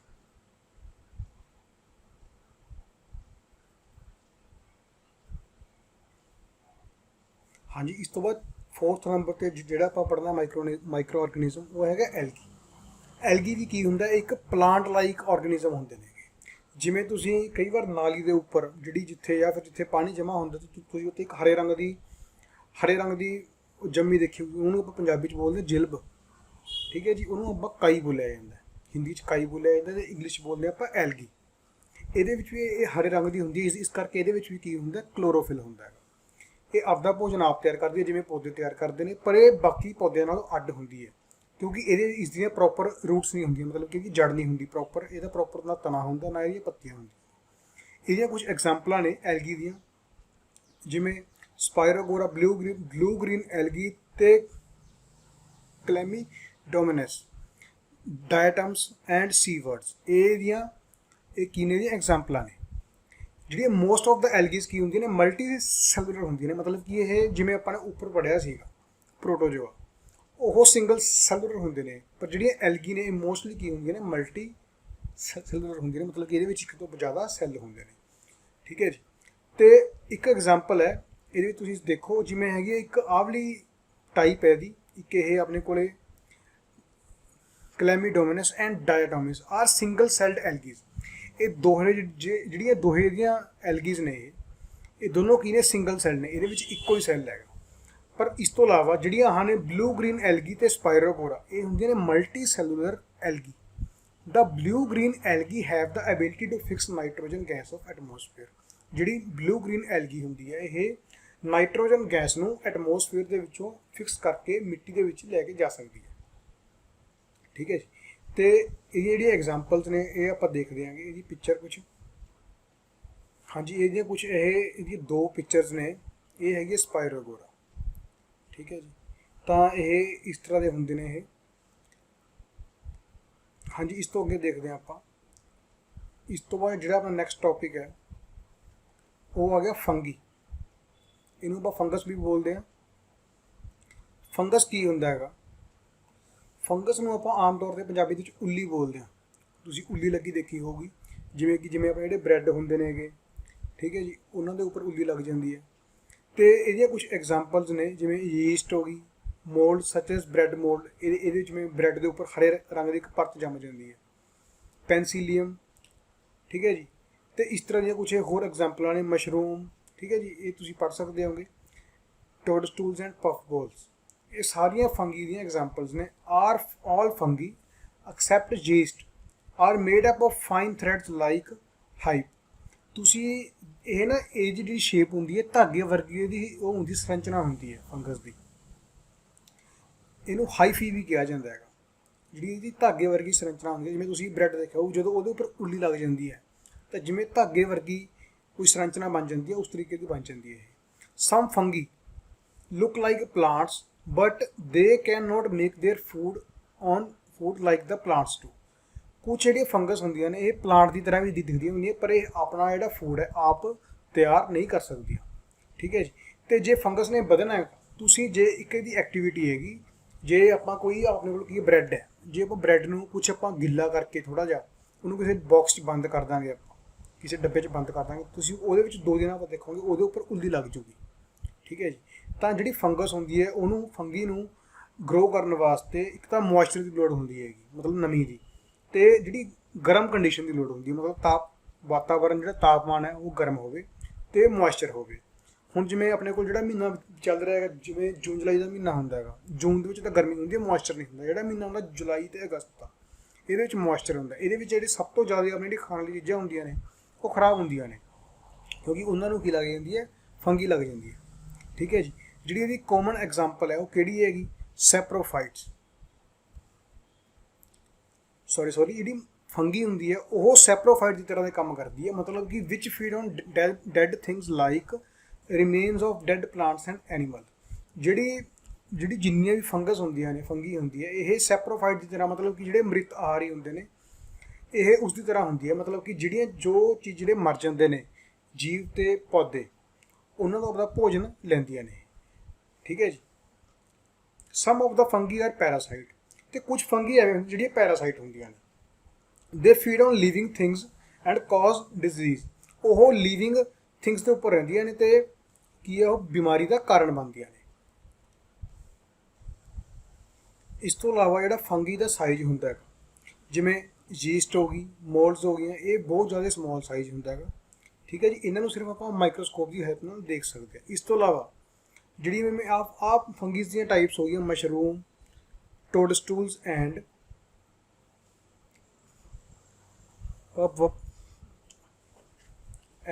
puffballs are bigger in size, ਇਹਨਾਂ ਦਾ ਸਾਈਜ਼ ਬੜਾ ਹੁੰਦਾ। Some of the human disease caused by the fungi are ringworm and athlete's foot, ਜਿਹੜੀ ਫੰਗਸ ਨਾਲ ਆਪਾਂ ਨੂੰ ਜਿਹੜੀ ਬਿਮਾਰੀਆਂ ਲੱਗਦੀਆਂ ਨੇ ਉਹ ਕਿਹੜੀ ਹੋ ਗਈ, ਰਿੰਗਵਰਮ ਹੋ ਗਈ। ਆਪਣੇ ਤੁਸੀਂ ਦੇਖਿਆ ਹੋਊਗਾ ਆਪਣੇ ਗੋਲ ਚੱਕਰ 'ਚ ਲੱਗ ਜਾਂਦੇ ਨੇ ਬਣਨ, ਮਤਲਬ ਕਿ ਜਿਹਨੂੰ ਦਾਤ ਬੋਲਿਆ ਜਾਂਦਾ ਹੈ। ਠੀਕ ਹੈ ਜੀ। ਮਤਲਬ ਕਿ ਥਾਂ ਥਾਂ ਤੇ ਗੋਲ ਚੱਕਰ ਬਣਨ ਲੱਗ ਜਾਂਦੇ ਨੇ, ਉਹਨੂੰ ਇਹ ਜਿਹੜੀ ਬਿਮਾਰੀ ਹੈ ਫੰਗਸ ਨਾਲ ਹੁੰਦੀ। ਤੇ ਆ ਕੁਛ ਇਹਦੀਆਂ ਐਗਜ਼ਾਮਪਲਸ ਨੇ ਫੰਗੀਜ਼ ਦੀਆਂ। ਇਹ ਦੇਖੋ ਤੁਸੀਂ, ਬ੍ਰੈਡ ਦੇ ਉੱਪਰ ਧਾਗੇ ਵਰਗੀਆਂ ਉਹ ਲੱਗੀਆਂ ਹੋਈਆਂ ਸਰੰਚਨਾ, ਪਰ ਇਹ ਐਵੇਂ ਨਹੀਂ ਦਿਖਦੀਆਂ, ਇਹਦਾ ਮਾਈਕਰੋਸਕੋਪਿਕ ਵਿਊ ਹੈ, ਮਤਲਬ ਕਿ ਇਹਨੂੰ ਬੜਾ ਕਰਕੇ ਦਿਖਾਇਆ ਹੋਇਆ ਹੈਗਾ। ਠੀਕ ਹੈ ਜੀ। ਆ ਦੇਖੋ ਬ੍ਰੈਡ ਦੇ ਉੱਪਰ, ਇਸ ਚੀਜ਼ ਨੂੰ ਜੇ ਆਪਾਂ ਦੇਖਾਂਗੇ ਮਾਈਕਰੋਸਕੋਪ ਦੀ ਹੈਲਪ ਨਾਲ, ਜਾਂ ਫਿਰ ਪਰ ਇਹਨੂੰ ਦੇਖ ਨਹੀਂ ਸਕਦੇ ਉਹਦੇ ਨਾਲ, ਕਿਉਂਕਿ ਇਹਨੂੰ ਆਪਾਂ ਦੇਖ ਸਕਦੇ ਹਾਂ ਲੈਂਸ ਨਾਲ, ਤਾਂ ਇਹ ਇਸ ਤਰੀਕੇ ਦੀ ਆਪਾਂ ਨੂੰ ਦਿਖਣੀ ਹੈ ਸਪੋਰਸ। ਇਹ ਫੰਗਸ ਹੈ ਸਾਰੀ। ਬ੍ਰੈਡ ਜਦੋਂ ਖਰਾਬ ਹੋ ਜਾਂਦਾ ਉਹਦੇ ਉੱਪਰ ਐਵੇਂ ਦੀਆਂ ਜਿਹੜੀਆਂ ਸੰਰਚਨਾਵਾਂ ਆ ਜਾਂਦੀਆਂ ਨੇ, ਇਹਨੂੰ ਕੀ ਕਿਹਾ ਜਾਂਦਾ, ਫੰਗੀ। ਠੀਕ ਹੈ ਜੀ। ਤੇ ਇਹ ਆਪਣੀਆਂ ਟਾਈਪਸ ਕੰਪਲੀਟ ਹੋ ਗਈਆਂ ਇਹਦੀਆਂ ਮਾਈਕਰੋ ਆਰਗੇਨਿਜ਼ਮ ਦੀਆਂ। ਹਾਂਜੀ, ਇਸ ਤੋਂ ਬਾਅਦ ਆ ਗਿਆ ਆਪਣੇ ਕੋਲੇ ਹੁਣ ਜਿਹੜੇ ਮਾਈਕਰੋ ਆਰਗੇਨਿਜ਼ਮ ਨੇ, ਆਪਾਂ ਇਹਨਾਂ ਦੇ ਫਾਇਦੇ ਪੜ੍ਹਨੇ ਨੇ ਕੀ ਨੇ। ਯੂਜ਼ਫੁਲ ਮਾਈਕਰੋ ਆਰਗੇਨਿਜ਼ਮ, ਕੁਛ ਜਿਹੜੇ ਮਾਈਕਰੋ ਆਰਗੇਨਿਜ਼ਮ ਹੁੰਦੇ ਨੇ ਇਹ ਆਪਣੇ ਵਾਸਤੇ ਯੂਜ਼ਫੁਲ ਹੁੰਦੇ ਨੇ। ਸਭ ਤੋਂ ਪਹਿਲਾ ਫਾਇਦਾ ਕੀ ਹੈ ਇਹਦਾ, ਮੇਕਿੰਗ ਆਫ ਕਰਡ, ਜਿਹੜੇ ਆਪਣੇ ਦਹੀਂ ਬਣਾਉਣ ਦੇ ਮਾਈਕਰੋ ਆਰਗੇਨਿਜ਼ਮ ਕੰਮ ਆਉਂਦੇ ਨੇ। Milk is turned into curd by bacteria, ਜਿਹੜਾ ਬੈਕਟੀਰੀਆ ਹੁੰਦਾ ਉਹਦਾ ਨਾਮ ਹੁੰਦਾ ਲੈਕਟੋਬੈਸਿਲਸ। ਲੈਕਟੋਬੈਸਿਲ ਜਿਹੜਾ ਬੈਕਟੀਰੀਆ ਹੈ ਉਹ ਦਹੀਂ ਬਣਾਉਣ ਦੇ ਵਿੱਚ ਹੈਲਪ ਕਰਦਾ ਫਰੋਮ ਮਿਲਕ, ਦੁੱਧ ਤੋਂ ਦਹੀਂ ਬਣਾਉਣ ਦੇ ਕੰਮ ਆਉਂਦਾ ਲੈਕਟੋਬੈਸਿਲਸ ਬੈਕਟੀਰੀਆ। ਤੁਸੀਂ ਨਾਲ ਪੰਜਾਬੀ ਦੇ ਵਿੱਚ ਸਾਰਾ ਪੜ੍ਹ ਸਕਦੇ ਹੋਗੇ ਵੀਡੀਓ ਪੌਜ਼ ਕਰਕੇ। ਠੀਕ ਹੈ ਜੀ। When a little of premade curd is added to warm milk, ਦੇਖੋ ਤੁਸੀਂ ਦੇਖਿਆ ਹੋਊਗਾ ਆਪਣੇ ਘਰਾਂ ਦੇ ਵਿੱਚ, ਜਦੋਂ ਤੁਹਾਡੇ ਘਰੇ ਦਹੀਂ ਜੰਮਦਾ ਹੈਗਾ, ਦਹੀਂ ਜਦੋਂ ਜਮਾਉਂਦੇ ਨੇ ਤਾਂ ਕਿਵੇਂ ਕਰਦੇ ਨੇ, ਪਹਿਲਾਂ ਥੋੜਾ ਜਿਹਾ ਦਹੀਂ ਲੈ ਕੇ ਉਹਦੇ ਵਿੱਚ ਦੁੱਧ ਪਾ ਆਉਂਦੇ ਨੇ, ਥੋੜਾ ਜਿਹਾ ਕੋਸਾ ਦੁੱਧ ਪਾ ਆਉਂਦੇ ਨੇ, ਗਰਮ ਦੁੱਧ ਤਾਂ ਮਿਲਾਏ, ਤਾਂ ਗਰਮ ਦੁੱਧ ਦੇ ਵਿੱਚ ਕੀ ਹੁੰਦਾ ਹੈਗਾ, ਜਿਹੜੇ ਬੈਕਟੀਰੀਆ ਹੁੰਦਾ ਲੈਕਟੋਬੈਸਿਲ ਉਹ ਬਹੁਤ ਛੇਤੀ ਵੱਧਦੇ ਨੇ। ਠੀਕ ਹੈ ਜੀ। ਤਾਂ ਜਿਹੜੇ ਲੈਕਟੋਬੈਸਿਲਸ ਬੈਕਟੀਰੀਆ ਗਰਮ ਦੁੱਧ ਦੇ ਵਿੱਚ ਬਹੁਤ ਜਲਦੀ ਮਲਟੀਪਲਾਈ ਹੁੰਦੇ ਨੇ, ਮਤਲਬ ਕਿ ਛੇਤੀ ਉਹਨਾਂ ਦੀ ਵਾਧਾ ਹੋਈ ਜਾਂਦਾ ਉਹਨਾਂ ਦਾ, ਤੇ ਉਹ ਦੁੱਧ ਨੂੰ ਉਹ ਦਹੀਂ ਦੇ ਵਿੱਚ ਚੇਂਜ ਕਰ ਦਿੰਦੇ ਨੇ and convert it into curd. ਇਹ ਹੁਣ ਇਹ ਚੀਜ਼ ਕਿਵੇਂ ਹੁੰਦੀ ਹੈ ਇਸ ਦੇ ਬਾਰੇ ਪੜਾਂਗੇ ਆਪਾਂ। ਮਿਲਕ ਦੇ ਵਿੱਚ ਇੱਕ ਸ਼ੂਗਰ ਹੁੰਦੀ ਹੈ, ਮਿਲਕ ਕੰਟੇਨਸ ਏ ਸ਼ੂਗਰ ਕਾਲਡ ਲੈਕਟੋਸ। ਮਿਲਕ ਦੇ ਵਿੱਚ ਇੱਕ ਤਰ੍ਹਾਂ ਦੀ ਸ਼ੂਗਰ ਹੁੰਦੀ ਹੈ, ਉਹਨੂੰ ਲੈਕਟੋਸ ਬੋਲਿਆ ਜਾਂਦਾ ਹੈ। ਠੀਕ ਹੈ ਜੀ। ਇਹਨੂੰ ਬੋਲਿਆ ਜਾਂਦਾ ਲੈਕਟੋਸ। ਜਿਹੜੇ ਲੈਕਟੋਬੈਸਿਲਸ ਬੈਕਟੀਰੀਆ ਹੈ ਉਹ ਕੀ ਕਰਦਾ ਹੈ, ਇਸ ਸ਼ੂਗਰ ਨੂੰ, ਲੈਕਟੋਸ ਨੂੰ ਉਹ ਲੈਕਟਿਕ ਐਸਿਡ ਦੇ ਵਿੱਚ ਚੇਂਜ ਕਰ ਦਿੰਦਾ ਹੈ, ਮਤਲਬ ਕਿ ਜਿਹੜੀ ਲੈਕਟੋਸ ਹੈ ਉਹ ਲੈਕਟਿਕ ਐਸਿਡ ਦੇ ਵਿੱਚ ਚੇਂਜ ਹੋ ਗਈ। ਠੀਕ ਹੈ ਜੀ। ਜਿਹੜੀ ਇਹ ਲੈਕਟਿਕ ਐਸਿਡ ਹੈ ਇਹ ਕੀ ਕਰਦੀ ਹੈ, ਕਨਵਰਟ ਦਾ ਲੈਕਟੋਸ ਸ਼ੂਗਰ ਇਨਟੂ ਲੈਕਟਿਕ ਐਸਿਡ। ਦੇਖੋ ਇਹਨੂੰ ਦੁਬਾਰੇ ਪੜ੍ਹੋ ਇਹ ਲਾਈਨ ਨੂੰ, ਜਿਹੜੀ ਲੈਕਟਿਕ ਐਸਿਡ ਹੈ then converts the lactose sugar into lactic acid. This lactic acid then converts milk into curd. We can now say that microorganism utilized in the making curd from milk is bacteria. देखो इस चीज़ ਨੂੰ पढ़ो। सब तो पहला milk ਦੇ ਵਿੱਚ sugar ਹੁੰਦੀ ਹੈ ਲੈਕਟੋਸ, ਤੇ ਜਿਹੜਾ ਲੈਕਟੋਬੈਸਿਲ ਬੈਕਟੀਰੀਆ ਇਹਨੂੰ ਲੈਕਟਿਕ ਐਸਿਡ ਦੇ ਵਿੱਚ ਚੇਂਜ ਕਰ ਦਿੰਦਾ ਹੈ। ਜਿਹੜੀ ਫਿਰ ਲੈਕਟਿਕ ਐਸਿਡ ਹੈ ਉਹ ਕੀ ਹੁੰਦੀ ਹੈ, ਲੈਕਟੋਸ ਜਿਹੜੀ ਉਹ ਕੀ ਕਰਦਾ ਲੈਕਟਿਕ ਐਸਿਡ, ਲੈਕਟੋਸ ਸ਼ੂਗਰ ਨੂੰ ਹੀ ਲੈਕਟਿਕ ਐਸਿਡ ਦੇ ਵਿੱਚ ਚੇਂਜ ਕਰ ਦਿੰਦਾ ਹੈ। ਦੇਖੋ ਕੀ ਹੋਇਆ ਇਹਦੇ ਵਿੱਚ। ਪਹਿਲਾਂ ਦਹੀਂ ਦੇ ਵਿੱਚ ਕੀ ਸੀਗਾ, ਲੈਕਟੋਬੈਸਿਲ ਬੈਕਟੀਰੀਆ ਸੀਗਾ, ਉਹਨੇ ਥੋੜੀ ਜੀ ਲੈਕਟੋਸ ਨੂੰ ਲੈਕਟਿਕ ਐਸਿਡ ਦੇ ਵਿੱਚ ਚੇਂਜ ਕਰਤਾ। ਫਿਰ ਜਿਹੜਾ ਲੈਕਟਿਕ ਐਸਿਡ ਬਣਿਆ, ਇਹਨੇ ਜਿਹੜੀ ਉਹਦੇ ਵਿੱਚ ਸ਼ੂਗਰ ਸੀ ਮਿਲਕ ਦੇ ਵਿੱਚ, ਲੈਕਟੋਸ ਸ਼ੂਗਰ, ਉਹਨੂੰ ਦੁਬਾਰੇ ਇਹਦੇ ਵਿੱਚ ਫੇਰ ਚੇਂਜ ਕਰਤਾ ਲੈਕਟਿਕ ਐਸਿਡ ਦੇ ਵਿੱਚ। ਮਤਲਬ ਕਿ ਹੌਲੀ ਹੌਲੀ ਕੀ ਹੁੰਦਾ, ਸਾਰਾ ਜਿਹੜਾ ਲੈਕਟਿਕ ਐਸਿਡ ਬਣ ਜਾਂਦਾ। ਜਿਹੜਾ ਜਿੰਨਾ ਲੈਕਟਿਕ ਐਸਿਡ ਬਣਦਾ ਹੈ, ਜਿਹੜਾ ਲੈਕਟਿਕ ਐਸਿਡ ਹੈ ਇਹ ਦੁੱਧ ਨੂੰ ਦਹੀਂ ਦੇ ਵਿੱਚ ਚੇਂਜ ਕਰ ਦਿੰਦਾ। ਮਤਲਬ ਕਿ ਜਿਹੜਾ ਦਹੀਂ ਦੇ ਵਿੱਚ ਲੈਕਟੋਬੈਸਿਲ ਬੈਕਟੀਰੀਆ ਹੁੰਦਾ ਹੈ, ਉਹ ਪਹਿਲਾਂ ਲੈਕਟੋਸ ਨੂੰ ਲੈਕਟਿਕ ਐਸਿਡ ਦੇ ਵਿੱਚ ਚੇਂਜ ਕਰਦਾ। ਜਿਹੜਾ ਥੋੜਾ ਲੈਕਟਿਕ ਐਸਿਡ ਬਣਦਾ, ਉਹ ਲੈਕਟੋਸ ਸ਼ੂਗਰ ਨੂੰ ਲੈਕਟਿਕ ਐਸਿਡ ਦੇ ਵਿੱਚ ਚੇਂਜ ਕਰਦਾ। ਇਸ ਤਰੀਕੇ ਨਾਲ ਜਿਹੜਾ ਲੈਕਟਿਕ ਐਸਿਡ ਹੈ ਉਹ ਮਿਲਕ ਨੂੰ ਦਹੀਂ ਦੇ ਵਿੱਚ ਚੇਂਜ ਕਰਦਾ। ਠੀਕ ਹੈ ਜੀ। ਤਾਂ ਇਸ ਤਰੀਕੇ ਨਾਲ ਜਿਹੜਾ ਦਹੀਂ ਹੈ ਉਹ ਫਾਰਮ ਹੁੰਦਾ ਹੈਗਾ, ਦਹੀਂ ਬਣਦਾ ਹੈਗਾ।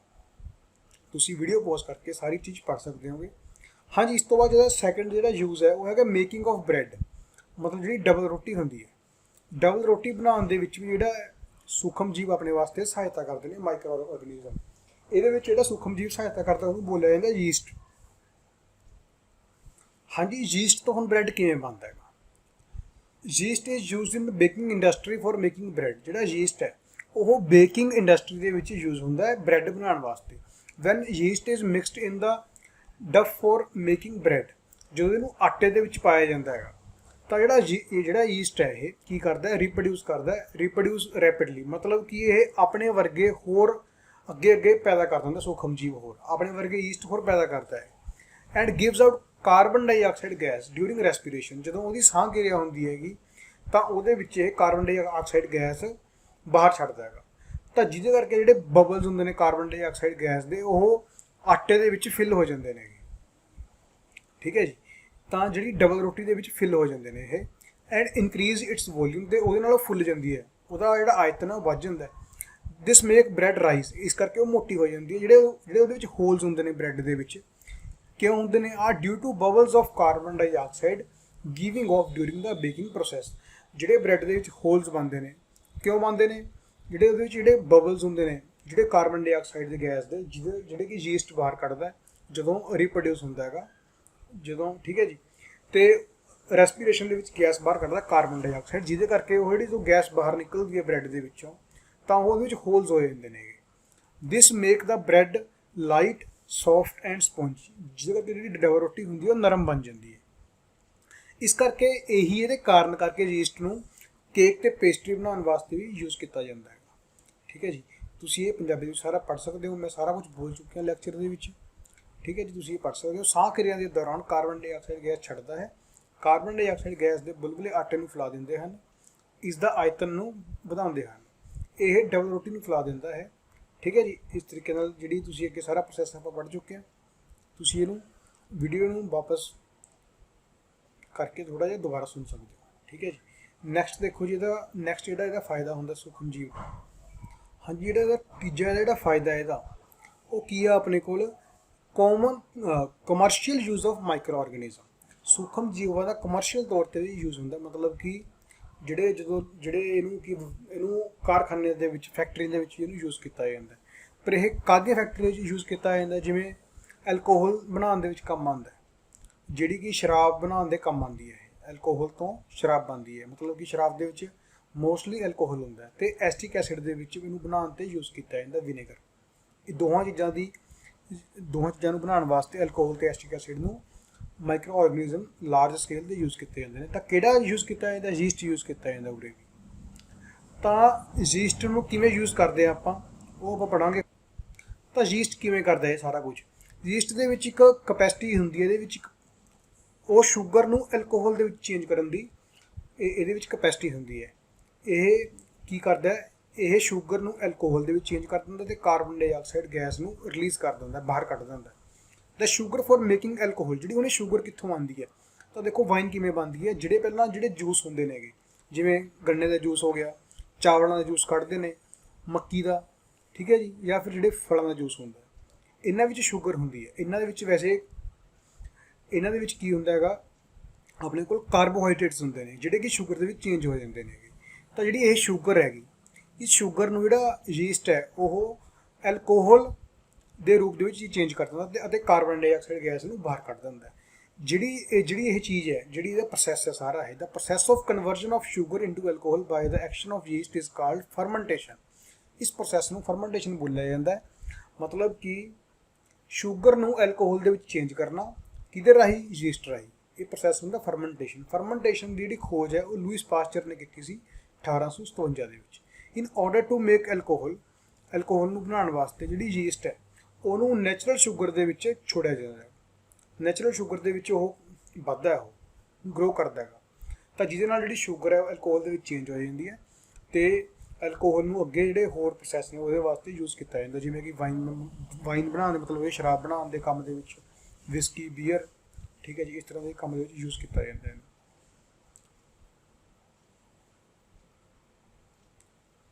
ਹਾਂਜੀ, ਇਸ ਤੋਂ ਬਾਅਦ ਪੜ੍ਹਾਂਗੇ ਆਪਾਂ। ਇਸ ਤੋਂ ਇਲਾਵਾ ਹੁਣ ਜਿਹੜੇ ਮਾਈਕਰੋ ਆਰਗੈਨਿਜ਼ਮ ਨੇ, ਹਾਂਜੀ ਇੱਕ ਚੀਜ਼ ਇਹਦੇ ਵਿੱਚ ਆਪਣੇ ਕੋਲ ਮਿਸ ਹੋ ਗਈ। ਇਸ ਪ੍ਰੋਸੈਸ ਨੂੰ ਪੰਜਾਬੀ ਦੇ ਵਿੱਚ ਕੀ ਬੋਲਦੇ ਆ, ਇਹਨੂੰ ਬੋਲਦੇ ਆਪਾਂ ਖਮੀਰਨ ਕਿਰਿਆ। ਫਰਮੈਂਟੇਸ਼ਨ ਨੂੰ ਕੀ ਬੋਲਿਆ ਜਾਂਦਾ, ਖਮੀਰਨ ਕਿਰਿਆ। ਜਿਹੜਾ ਉੱਪਰ ਆਪਾਂ ਇੱਕ ਵਰਡ ਪੜ੍ਹਿਆ ਸੀਗਾ ਫਰਮੈਂਟੇਸ਼ਨ, ਇਹਨੂੰ ਬੋਲਿਆ ਜਾਂਦਾ ਖਮੀਰਨ ਕਿਰਿਆ, ਪੰਜਾਬੀ ਦੇ ਵਿੱਚ ਖਮੀਰਨ, ਠੀਕ ਹੈ ਜੀ। ਹਾਂਜੀ, ਇਹਦਾ ਫੋਰਥ ਯੂਜ਼ ਕੀ ਹੈ, ਇਹਦਾ ਮਾਈਕਰੋ ਆਰਗੈਨਿਜ਼ਮ ਦਾ medicinal use of microorganism. ਮਤਲਬ ਕਿ ਦਵਾਈਆਂ ਬਣਾਉਣ ਦੇ ਵਿੱਚ ਜਿਹੜੇ ਸੂਖਮ ਜੀਵ ਨੇ ਉਹ ਕੰਮ ਆਉਂਦੇ ਨੇ। ਜਦੋਂ ਵੀ ਆਪਾਂ ਨੂੰ ਬੁਖਾਰ ਚੜ੍ਹਦਾ, ਜਦੋਂ ਆਪਾਂ ਨੂੰ ਬਿਮਾਰ ਹੋ ਜਾਂਦੇ ਆਪਾਂ, ਤਾਂ ਡਾਕਟਰ ਆਪਾਂ ਜਿਹੜੀ ਦਵਾਈ ਦਿੰਦੇ ਨੇ ਉਹ ਆਪਾਂ ਨੂੰ ਕੁਝ ਦਿੰਦੇ ਨੇ ਐਂਟੀਬਾਇਓਟਿਕ। ਮਤਲਬ ਕਿ ਇਹਨਾਂ ਨੂੰ ਬੋਲਿਆ ਜਾਂਦਾ ਪ੍ਰਤੀਜੈਵਿਕ ਦਵਾਈਆਂ, ਜਿਵੇਂ ਕਿ ਪੈਨਸਲੀਨ ਇੱਕ ਦਵਾਈ ਹੈ, ਠੀਕ ਹੈ ਜੀ, ਇਹਨੂੰ ਬੋਲਿਆ ਜਾਂਦਾ ਐਂਟੀਬਾਇਓਟਿਕ। ਜਾਂ ਫਿਰ ਆਪਣੇ ਕੀ ਇੰਜੈਕਸ਼ਨ ਲਗਾਉਂਦੇ ਨੇ ਟੀਕੇ ਦੇ ਰੂਪ ਦੇ ਵਿੱਚ, ਕੋਈ ਵੀ ਆਪਾਂ ਨੂੰ ਦਵਾਈ ਦਿੰਦੇ ਨੇਗੇ। ਜਿਹੜੀ ਇਹ ਮੈਡੀਸਨ ਬਣਦੀਆਂ ਨੇ ਕਿੱਥੋਂ ਬਣਦੀਆਂ ਨੇ, ਮਾਈਕਰੋ ਆਰਗੈਨਿਜ਼ਮ ਤੋਂ ਹੀ ਤਿਆਰ ਹੁੰਦੀਆਂ ਨੇ, ਸੂਖਮ ਜੀਵ ਤੋਂ। ਅਤੇ ਜਿਹੜੇ ਮਾਈਕਰੋ ਆਰਗੈਨਿਜ਼ਮ ਹੈਗੇ ਨੇ ਉਹ ਕਿਹੜੇ ਨੇ, ਬੈਕਟੀਰੀਆ ਅਤੇ ਫੰਗੀ। ਮੇਨਲੀ ਜਿਹੜੀਆਂ ਦਵਾਈਆਂ ਨੇ ਇਹ ਬੈਕਟੀਰੀਆ ਅਤੇ ਫੰਗੀ ਤੋਂ ਤਿਆਰ ਹੁੰਦੀਆਂ ਨੇ। ਮਤਲਬ ਕਿ ਇਹਦੇ ਨਾਮ ਨੇ ਕੁਝ ਸਟ੍ਰੈਪਟੋਮਾਈਸਿਨ, ਟੈਟਰਾਸਾਈਲਿਨ, ਠੀਕ ਹੈ ਜੀ, ਇਸ ਤਰ੍ਹਾਂ ਦੀ ਕੁਝ ਦਵਾਈਆਂ ਨੇ ਜਿਹੜੇ ਕਿ ਐਂਟੀਬਾਇਓਟਿਕ ਦੇ ਯੂਜ਼ ਦੇ ਵਿੱਚ ਆਪਾਂ ਲੈਂਦੇ ਆਂਗੇ, ਅਤੇ ਇਹ ਫੰਗੀ ਅਤੇ ਬੈਕਟੀਰੀਆ ਤੋਂ ਬਣਦੀਆਂ ਨੇ, ਇਹਦੀ ਹੈਲਪ ਨਾਲ ਡਿਵੈਲਪ ਹੁੰਦੀਆਂ ਨੇ। The antibiotics are manufactured by the growing specific microorganism and are used to cure a variety of disease।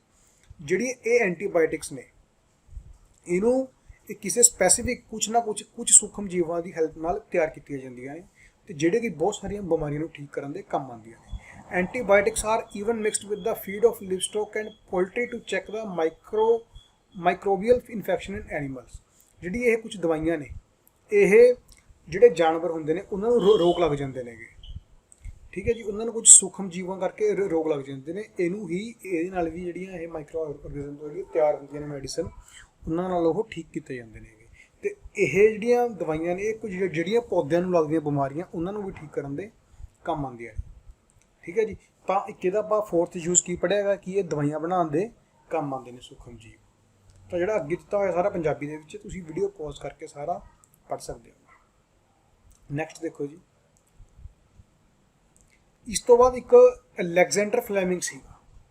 ਇਹਨੇ ਵਰਕ ਕੀਤਾ ਸੀ ਪਹਿਲਾਂ ਬੈਕਟੀਰੀਆ 'ਤੇ, ਮਤਲਬ ਕਿ ਜਿਹੜੀਆਂ ਬਿਮਾਰੀਆਂ ਬੈਕਟੀਰੀਆ ਨਾਲ ਫੈਲਦੀਆਂ ਨੇ। 1929 ਦੇ ਵਿੱਚ ਇਹਨੇ ਵਰਕ ਕੀਤਾ ਸੀਗਾ। ਇਹਨੇ ਕੀ ਦੇਖਿਆ ਸੀਗਾ, suddenly he found the spores of little green moulds in one of his cultural plants. He observed that the presence of mould prevented the growth of bacteria. ਇਹਨੇ ਅਚਾਨਕ ਕੀ ਦੇਖਿਆ ਸੀ, ਜਿਹੜਾ ਅਲੈਗਜ਼ੈਂਡਰ ਫਲੈਮਿੰਗ ਸੀਗਾ ਉਹ ਜੀਵਾਣੂਆਂ ਦਾ ਇੱਕ ਕਲਚਰ ਤਿਆਰ ਕਰ ਰਿਹਾ ਸੀਗਾ, ਮਤਲਬ ਉਹਨਾਂ ਨੂੰ ਇਕੱਠਾ ਕਰ ਰਿਹਾ ਸੀ, ਤੁਸੀਂ ਐਂ ਸਮਝ ਸਕਦੇ ਹੋਗੇ। ਅਤੇ ਜਿਹੜੇ ਜੀਵਾਣੂ ਬਿਮਾਰੀਆਂ ਪੈਦਾ ਕਰਦੇ ਨੇ ਉਹਨਾਂ ਦਾ ਕਲਚਰ ਤਿਆਰ ਕਰ ਰਿਹਾ ਸੀ। ਉਹਨੇ ਕੀ ਦੇਖਿਆ ਆਪਣੀ ਇੱਕ ਪਲੇਟ ਦੇ ਵਿੱਚ ਕਿ ਜਿਹੜੇ ਇੱਕ ਛੋਟੇ ਛੋਟੇ ਹਰੇ ਰੰਗ ਦੀ ਉੱਲੀ ਦੇ ਜੀਵਾਣੂ ਦੇਖੇ ਉਹਨੇ ਕੀ ਦੇਖਿਆ, ਉਹਨੇ ਨੋਟ ਕੀਤਾ ਕਿ ਜਿਹੜੇ ਇਹ ਜੀਵਾਣੂ ਨੇ ਉਹ ਉੱਲੀ ਜੀਵਾਣੂਆਂ ਦੇ ਵਾਧੇ ਨੂੰ ਰੋਕ ਰਹੀ ਸੀ। ਜਿਹੜੀ ਉੱਲੀ ਸੀ ਉਹ ਜੀਵਾਣੂਆਂ ਦੇ ਵਾਧੇ ਨੂੰ ਰੋਕ ਰਹੀ ਸੀ, ਇੱਥੋਂ ਤੱਕ ਕਿ ਉਸਨੇ ਇਸ ਉੱਲੀ ਦੇ ਬਹੁਤ ਸਾਰੇ ਜੀਵਾਣੂ ਮਾਰ ਦਿੱਤੇ, ਠੀਕ ਹੈ ਜੀ। ਇੱਥੇ ਹੀ ਪੈਨਸਿਲਿਨ ਦੀ ਖੋਜ ਹੋਈ। ਤਾਂ ਉਹਨੇ ਕੀ ਦੇਖਿਆ ਕਿ ਛੋਟੇ ਰੰਗ ਦੀ ਉੱਲੀ ਦੇ ਜੀਵਾਣੂ ਦੇਖੇ। ਉਹਨੇ ਦੇਖਿਆ ਕਿ ਜਿਹੜੀ ਇਹ ਉੱਲੀ ਹੈ ਜੀਵਾਣੂਆਂ ਦੇ ਵਾਧੇ ਨੂੰ ਰੋਕ ਰਹੀ ਸੀ, ਜਿਹੜੀ ਉੱਲੀ ਸੀ, ਅਤੇ ਉਹੀ ਉੱਲੀ ਨੇ ਬਹੁਤ ਸਾਰੇ ਜੀਵਾਣੂ ਮਾਰਤੇ। ਤਾਂ ਉਹਨੇ ਇੱਥੋਂ ਪਤਾ ਲਗਾ ਲਿਆ ਕਿ ਜਿਹੜੇ ਜੀਵਾਣੂ ਨੇ ਜਿਹੜੇ ਬਿਮਾਰੀਆਂ ਪੈਦਾ ਕਰਦੇ ਨੇ, ਜੇ ਆਪਾਂ ਉਹਨਾਂ ਦੇ ਉੱਪਰ ਉੱਲੀ ਦਾ ਅਟੈਕ ਹੋ ਜਾਏ ਤਾਂ ਉਹ ਮਰ ਜਾਣਗੇ। ਤਾਂ ਇੱਥੋਂ ਹੀ ਦਵਾਈ ਦੀ ਖੋਜ ਕਰਨੀ ਸ਼ੁਰੂ ਕੀਤੀ ਅਤੇ ਪੈਨਸਿਲਿਨ ਦੀ ਖੋਜ ਹੋਈ। ਅਤੇ ਇਹਦੇ ਵਿੱਚ ਇੱਕ ਗੱਲ ਦਾ ਧਿਆਨ ਰੱਖਣਾ ਪੈਂਦਾ, ਜਿਹੜੀ ਵੀ ਆਪਾਂ ਐਂਟੀਬਾਇਓਟਿਕ ਯੂਜ਼ ਕਰਦੇ ਹਾਂ ਇਹ ਡਾਕਟਰ ਦੀ ਸਲਾਹ ਨਾਲ ਹੀ ਯੂਜ਼ ਕਰਨੀ ਚਾਹੀਦੀ ਹੈ, ਠੀਕ ਹੈ ਜੀ। ਇਸ ਦੇ ਵਿੱਚ ਇਹੀ ਚੀਜ਼ ਲਿਖੀ ਹੋਈ ਹੈ, ਤੁਸੀਂ ਪੜ੍ਹ ਸਕਦੇ ਹੋ। ਬਿਨਾਂ ਡਾਕਟਰ ਦੀ ਸਲਾਹ 'ਤੇ ਜੇ ਆਪਾਂ ਯੂਜ਼ ਕਰਦੇ ਹਾਂ ਤਾਂ ਆਪਾਂ ਨੂੰ ਦਿੱਕਤ ਆ ਸਕਦੀ ਹੈ। ठीक है जी। तो ਇਹਦੀ ਜਿਹੜੀ ਮਾਤਰਾ ਹੁੰਦੀ ਹੈ ਦਵਾਈ ਦੀ ਬਿਨਾਂ ਡਾਕਟਰ ਦੀ ਸਲਾਹ ਤੋਂ ਆਪਾਂ ਨੂੰ ਲੈਣੀ ਨਹੀਂ ਚਾਹੀਦੀ। ਜੇ ਆਪਾਂ ਇਹਨੂੰ ਜ਼ਿਆਦਾ ਲੈ ਲਾਂਗੇ ਤਾਂ ਆਪਣਾ ਜਿਹੜਾ ਸਰੀਰ ਹੈ ਇਹਦੇ ਮੁਤਾਬਕ ਢਲ ਜਾਊਗਾ ਤੇ ਉਹ ਬਿਮਾਰੀਆਂ ਦਾ ਮੁਕਾਬਲਾ ਕਰਨ ਲਈ ਕਮਜ਼ੋਰ ਹੋ ਜਾਊਗਾ। ਠੀਕ ਹੈ ਜੀ। ਇਹ ਹਮੇਸ਼ਾ ਡਾਕਟਰ ਦੀ ਕਿਸੇ ਮਾਹਰ ਡਾਕਟਰ ਦੀ ਸਲਾਹ ਨਾਲ ਹੀ ਲੈਣੀ ਚਾਹੀਦੀ ਹੈ। ਹਾਂਜੀ, ਇਸ ਤੋਂ ਅੱਗੇ ਇੱਕ ਗੱਲ ਹੋਰ ਧਿਆਨ 'ਚ ਰੱਖਿਓ, ਜੇ ਆਪਾਂ ਇਹਨਾਂ ਦੀ ਮਾਤਰਾ ਜ਼ਿਆਦਾ ਲੈਣ ਲੱਗ ਜਾਂਗੇ ਤਾਂ ਫਿਰ ਇਹ ਅੱਗੇ ਜਾ ਕੇ ਆਪਣੇ ਸਰੀਰ ਦੇ ਵਿੱਚ ਅਸਰ ਨਹੀਂ ਕਰਦੀ ਹੈਗੀ, ਕਿਉਂਕਿ ਜਿਹੜੇ ਸੂਖਮ ਜੀਵ ਹੁੰਦੇ ਨੇ, ਠੀਕ ਹੈ ਜੀ, ਕਿਉਂਕਿ ਉਹਦੇ ਨਾਲ ਕੀ ਹੁੰਦਾ, ਆਪਣੇ ਸਰੀਰ ਦੀ ਜਿਹੜੀ ਬਿਮਾਰੀਆਂ ਨਾਲ ਲੜਨ ਦੀ क्षमता ਹੁੰਦੀ ਹੈ ਉਹ ਖਤਮ ਹੋ ਜਾਂਦੀ ਹੈ। ਮਤਲਬ ਕਿ ਇਹ ਦਵਾਈ ਬਹੁਤ ਲਿਮਟ ਦੇ ਵਿੱਚ ਲੈਣੀ ਚਾਹੀਦੀ ਹੈ ਤੇ ਬਿਨਾਂ ਡਾਕਟਰ ਦੀ ਸਲਾਹ ਤੋਂ ਨਹੀਂ ਲੈਣੀ ਚਾਹੀਦੀ। ਅੱਗੇ ਦੇਖੋ ਜੀ, ਅੱਗੇ ਆਪਣੇ ਕੋਲ ਵੈਕਸੀਨ ਮਤਲਬ ਟੀਕਾ। ਹਾਂਜੀ, ਵੈਕਸੀਨ ਕਿਵੇਂ ਕਰਦੀ ਹੈ, ਮਤਲਬ ਕਿ ਟੀਕਾਕਰਨ ਤੇ ਜਿਹੜਾ ਆਪਣੇ ਟੀਕਾ ਲਗਾਉਂਦੇ ਹੁੰਦੇ ਨੇ ਡਾਕਟਰ। ਇਹਦੇ ਵਿੱਚ ਕੀ ਹੁੰਦਾ, ਜਦੋਂ ਕੋਈ ਵੀ ਆਪਣੇ ਕੋਲ ਜਿਹੜੀ ਵੀ ਕੋਈ ਮਾਈਕਰੋਬ ਹੈ, ਮਤਲਬ ਕੋਈ ਸੂਖਮ ਜੀਵ ਹੈ ਜਿਹੜਾ ਕਿ ਕਿਸੇ ਆਪਣੇ ਕੋਲ ਕੀ ਬਿਮਾਰੀ ਨੂੰ ਲੈ ਕੇ ਅੰਦਰ ਆ ਰਿਹਾ ਸਰੀਰ ਦੇ ਵਿੱਚ, ਜਦੋਂ ਉਹ ਐਂਟਰ ਹੁੰਦਾ ਹੈ ਤਾਂ ਜਿਹੜੀ ਆਪਣੀ ਬੋਡੀ ਹੈ ਉਹ ਆਪਦੇ ਆਪ ਇੱਕ ਐਂਟੀਬੋਡੀਜ਼ ਪੈਦਾ ਕਰਦੀ ਹੈ, ਮਤਲਬ ਕਿ ਉਹਨੂੰ ਖਤਮ ਕਰਨ ਵਾਸਤੇ, ਜਿਹੜਾ ਆਪਣੇ ਅੰਦਰ ਸੂਖਮ ਜੀਵ ਆਇਆ ਉਹਦਾ ਮੁਕਾਬਲਾ ਕਰਨ ਵਾਸਤੇ ਆਪਣੇ ਆਪ ਆਪਣੀ ਜਿਹੜੀ ਬੋਡੀ ਹੈ ਉਹ ਐਂਟੀਬੋਡੀਜ਼ ਪੈਦਾ ਕਰਦੀ ਹੈ ਉਹਨੂੰ ਖਤਮ ਕਰਨ ਵਾਸਤੇ, ਉਹਦੇ ਨਾਲ ਮੁਕਾਬਲਾ ਕਰਨ ਵਾਸਤੇ। The body also remember how to fight the microbe if it enter again. ਜਦੋਂ ਕੀ ਹੁੰਦਾ ਹੈ, ਜਦੋਂ ਦੇਖੋ ਕੀ ਹੁੰਦਾ ਇਹਦੇ ਵਿੱਚ, ਮੰਨ ਲਓ ਇੱਕ ਵਾਰੀ ਆਪਣੇ ਸਰੀਰ ਦੇ ਵਿੱਚ ਦਾਖਲ ਹੋ ਗਿਆ ਤੇ ਉਸ ਤੋਂ ਬਾਅਦ ਆਪਣੀ ਬੋਡੀ ਨੇ ਉਹਨੂੰ ਖਤਮ ਕਰਤਾ, ਤਾਂ ਆਪਣੀ ਬੋਡੀ ਸਿੱਖ ਜਾਂਦੀ ਹੈ ਵੀ ਇਹਦੇ ਨਾਲ ਆਪਾਂ ਲੜਨਾ ਕਿਵੇਂ ਹੈ। ਹੁਣ ਤੁਸੀਂ ਜਿਹੜੀ ਬਿਮਾਰੀ ਫੈਲੀ ਹੋਈ ਹੈ, ਤੁਸੀਂ ਇਹ ਧਿਆਨ 'ਚ ਰੱਖੋ, ਜਿਹੜੀ ਆਪਣੇ ਕੋਲ ਜਿਹੜਾ ਵਾਇਰਸ ਫੈਲਿਆ ਹੋਇਆ ਹੈ, ਜਿਹੜੇ ਮਰੀਜ਼ ਠੀਕ ਹੋ ਜਾਂਦੇ ਨੇ ਇਹਨਾਂ ਦਾ ਪਲਾਜ਼ਮਾ ਯੂਜ਼ ਕਰਦੇ ਨੇ ਦੂਜੇ ਮਰੀਜ਼ ਨੂੰ ਠੀਕ ਕਰਨ ਵਾਸਤੇ, ਕਿਉਂਕਿ ਉਹ ਜਿਹੜਾ ਪਲਾਜ਼ਮਾ ਹੁੰਦਾ ਹੈ ਉਹਨੂੰ ਪਤਾ ਹੁੰਦਾ ਹੈ ਉਹਦੇ ਸਰੀਰ ਦੇ ਵਿੱਚੋਂ ਆਇਆ ਹੁੰਦਾ ਉਹ ਪਲਾਜ਼ਮਾ। ਜਿਹੜਾ ਮਰੀਜ਼ ਠੀਕ ਹੋ ਜਾਂਦਾ ਕਿਸੇ ਵੀ ਬਿਮਾਰੀ ਤੋਂ, ਉਹਦਾ ਪਲਾਜ਼ਮਾ ਯੂਜ਼ ਕੀਤਾ ਜਾਂਦਾ, ਫਿਰ ਉਹਨੂੰ ਕਿਸੇ ਹੋਰ ਦੇ ਸਰੀਰ ਦੇ ਵਿੱਚ ਦਾਖਲ ਕੀਤਾ ਜਾਂਦਾ ਪਲਾਜ਼ਮਾ ਨੂੰ, ਕਿਉਂਕਿ ਉਹ ਜਿਹੜਾ ਪਲਾਜ਼ਮਾ ਹੁੰਦਾ ਉਹ ਐਂਟੀਬੋਡੀ ਨੂੰ ਕਰਦਾ ਜਾ ਕੇ ਤਿਆਰ ਕਰਦਾ, ਕਿਉਂਕਿ ਉਹ ਸਿੱਖ ਜਾਂਦਾ ਵੀ ਇਸ ਤਰ੍ਹਾਂ ਦੇ ਵਾਇਰਸ ਨੂੰ ਮੈਂ ਕਿਵੇਂ ਹੈਂਡਲ ਕਰਨਾ, ਇਹਨੂੰ ਮੈਂ ਇਹਦੇ ਨਾਲ ਕਿਵੇਂ ਲੜਨਾ ਹੈਗਾ। ਤਾਂ ਉਹ ਇਸ ਤਰੀਕੇ ਨਾਲ ਉਹ ਦੂਜੀ ਬੋਡੀ ਦੇ ਵਿੱਚ ਵੀ ਜਾ ਕੇ ਜਿਹੜਾ ਟੀਕਾ ਹੈ, ਇਸ ਤਰੀਕੇ ਨਾਲ ਹੀ ਇਹਦੀ ਟੀਕੇ ਦੀ ਖੋਜ ਹੋਈ ਸੀਗੀ। ਠੀਕ ਹੈ ਜੀ। ਤਾਂ ਤੁਸੀਂ ਹੁਣੇ ਟੀਵੀ 'ਤੇ ਵੀ ਬਹੁਤ ਨਿਊਜ਼ ਆਉਂਦੀਆਂ ਹੁੰਦੀਆਂ ਐਵੇਂ ਦੀਆਂ, ਜਿਹੜਾ ਵਾਇਰਸ ਫੈਲਿਆ ਹੋਇਆ ਕਰੋਨਾ ਵਾਇਰਸ, ਇਹਦਾ ਵੀ ਇਲਾਜ ਜਿਹੜਾ ਮਰੀਜ਼ਾਂ ਦਾ ਉਹ ਪਲਾਜ਼ਮੇ ਨਾਲ ਹੋਊਗਾ, ਮਤਲਬ ਕਿ ਕਿਸੇ ਦੂਜੇ ਦੀ ਬੋਡੀ ਦੇ ਵਿੱਚੋਂ ਐਂਟੀਬੋਡੀ ਕੱਢ ਕੇ ਕਿਸੇ ਦੂਜੇ ਮਰੀਜ਼ ਦੀ ਬੋਡੀ ਦੇ ਵਿੱਚ ਦਾਖਲ ਕਰਨਾ। ਠੀਕ ਹੈ ਜੀ। ਉਹਦੇ ਨਾਲ ਉਹ ਬੰਦੇ ਦੇ ਵਿੱਚ ਦੂਜੇ ਇਨਸਾਨ ਦੇ ਵਿੱਚ ਵੀ ਮੁਕਾਬਲਾ ਕਰਨ ਦੀ ਤਾਕਤ ਬਣ ਜਾਂਦੀ ਹੈ। ਪਲਾਜ਼ਮਾ ਇਹੀ ਕੰਮ ਆਉਂਦਾ, ਇਹੀ ਚੀਜ਼ ਨੂੰ ਵੈਕਸੀਨੇਸ਼ਨ ਕਹਿੰਦੇ, ਟੀਕਾਕਰਨ। ਇਹ ਇਸ ਤਰੀਕੇ ਨਾਲ ਕੰਮ ਕਰਦਾ ਹੈਗਾ, ਜਦੋਂ ਕੋਈ ਇਨਸਾਨ ਠੀਕ ਹੋ ਜਾਂਦਾ ਉਹਦੇ ਪਲਾਜ਼ਮਾ ਤੋਂ ਅੱਗੇ ਟੀਕੇ ਬਣਾਏ ਜਾਂਦੇ ਨੇ। ਠੀਕ ਹੈ ਜੀ। ਤਾਂ ਆਪਾਂ ਅੱਗੇ ਦੇਖਦੇ ਹਾਂਗੇ ਇਹਦੇ ਬਾਰੇ, ਜਿਵੇਂ ਕਿ ਜਿਹੜੀਆਂ ਇਹ ਬਿਮਾਰੀਆਂ ਨੇ, ਹੈਜਾ, ਟੀਵੀ, ਤਪੈਦਿਕ, ਚੇਚਕ, ਹੈਪੇਟਾਈਟਸ, ਇਹਦੀ ਰੋਕਥਾਮ ਟੀਕੇ ਦੁਆਰਾ ਹੀ ਹੁੰਦੀ ਹੈ। ਠੀਕ ਹੈ ਜੀ। ਇਸ ਤੋਂ ਅੱਗੇ ਦੇਖੋ, ਹੁਣ ਜਿਵੇਂ ਕਿ ਤੁਸੀਂ ਪੜ੍ਹਿਆ ਹੋਊਗਾ ਪੋਲੀਓ ਡ੍ਰੌਪਸ ਬਾਰੇ। ਠੀਕ ਹੈ ਜੀ। ਤਾਂ ਪੋਲੀਓ ਡ੍ਰੌਪਸ ਵੀ ਕੀ ਸੀਗੀ, ਇਹ ਵੀ ਇੱਕ ਤਰ੍ਹਾਂ ਦਾ ਟੀਕਾ ਸੀਗਾ।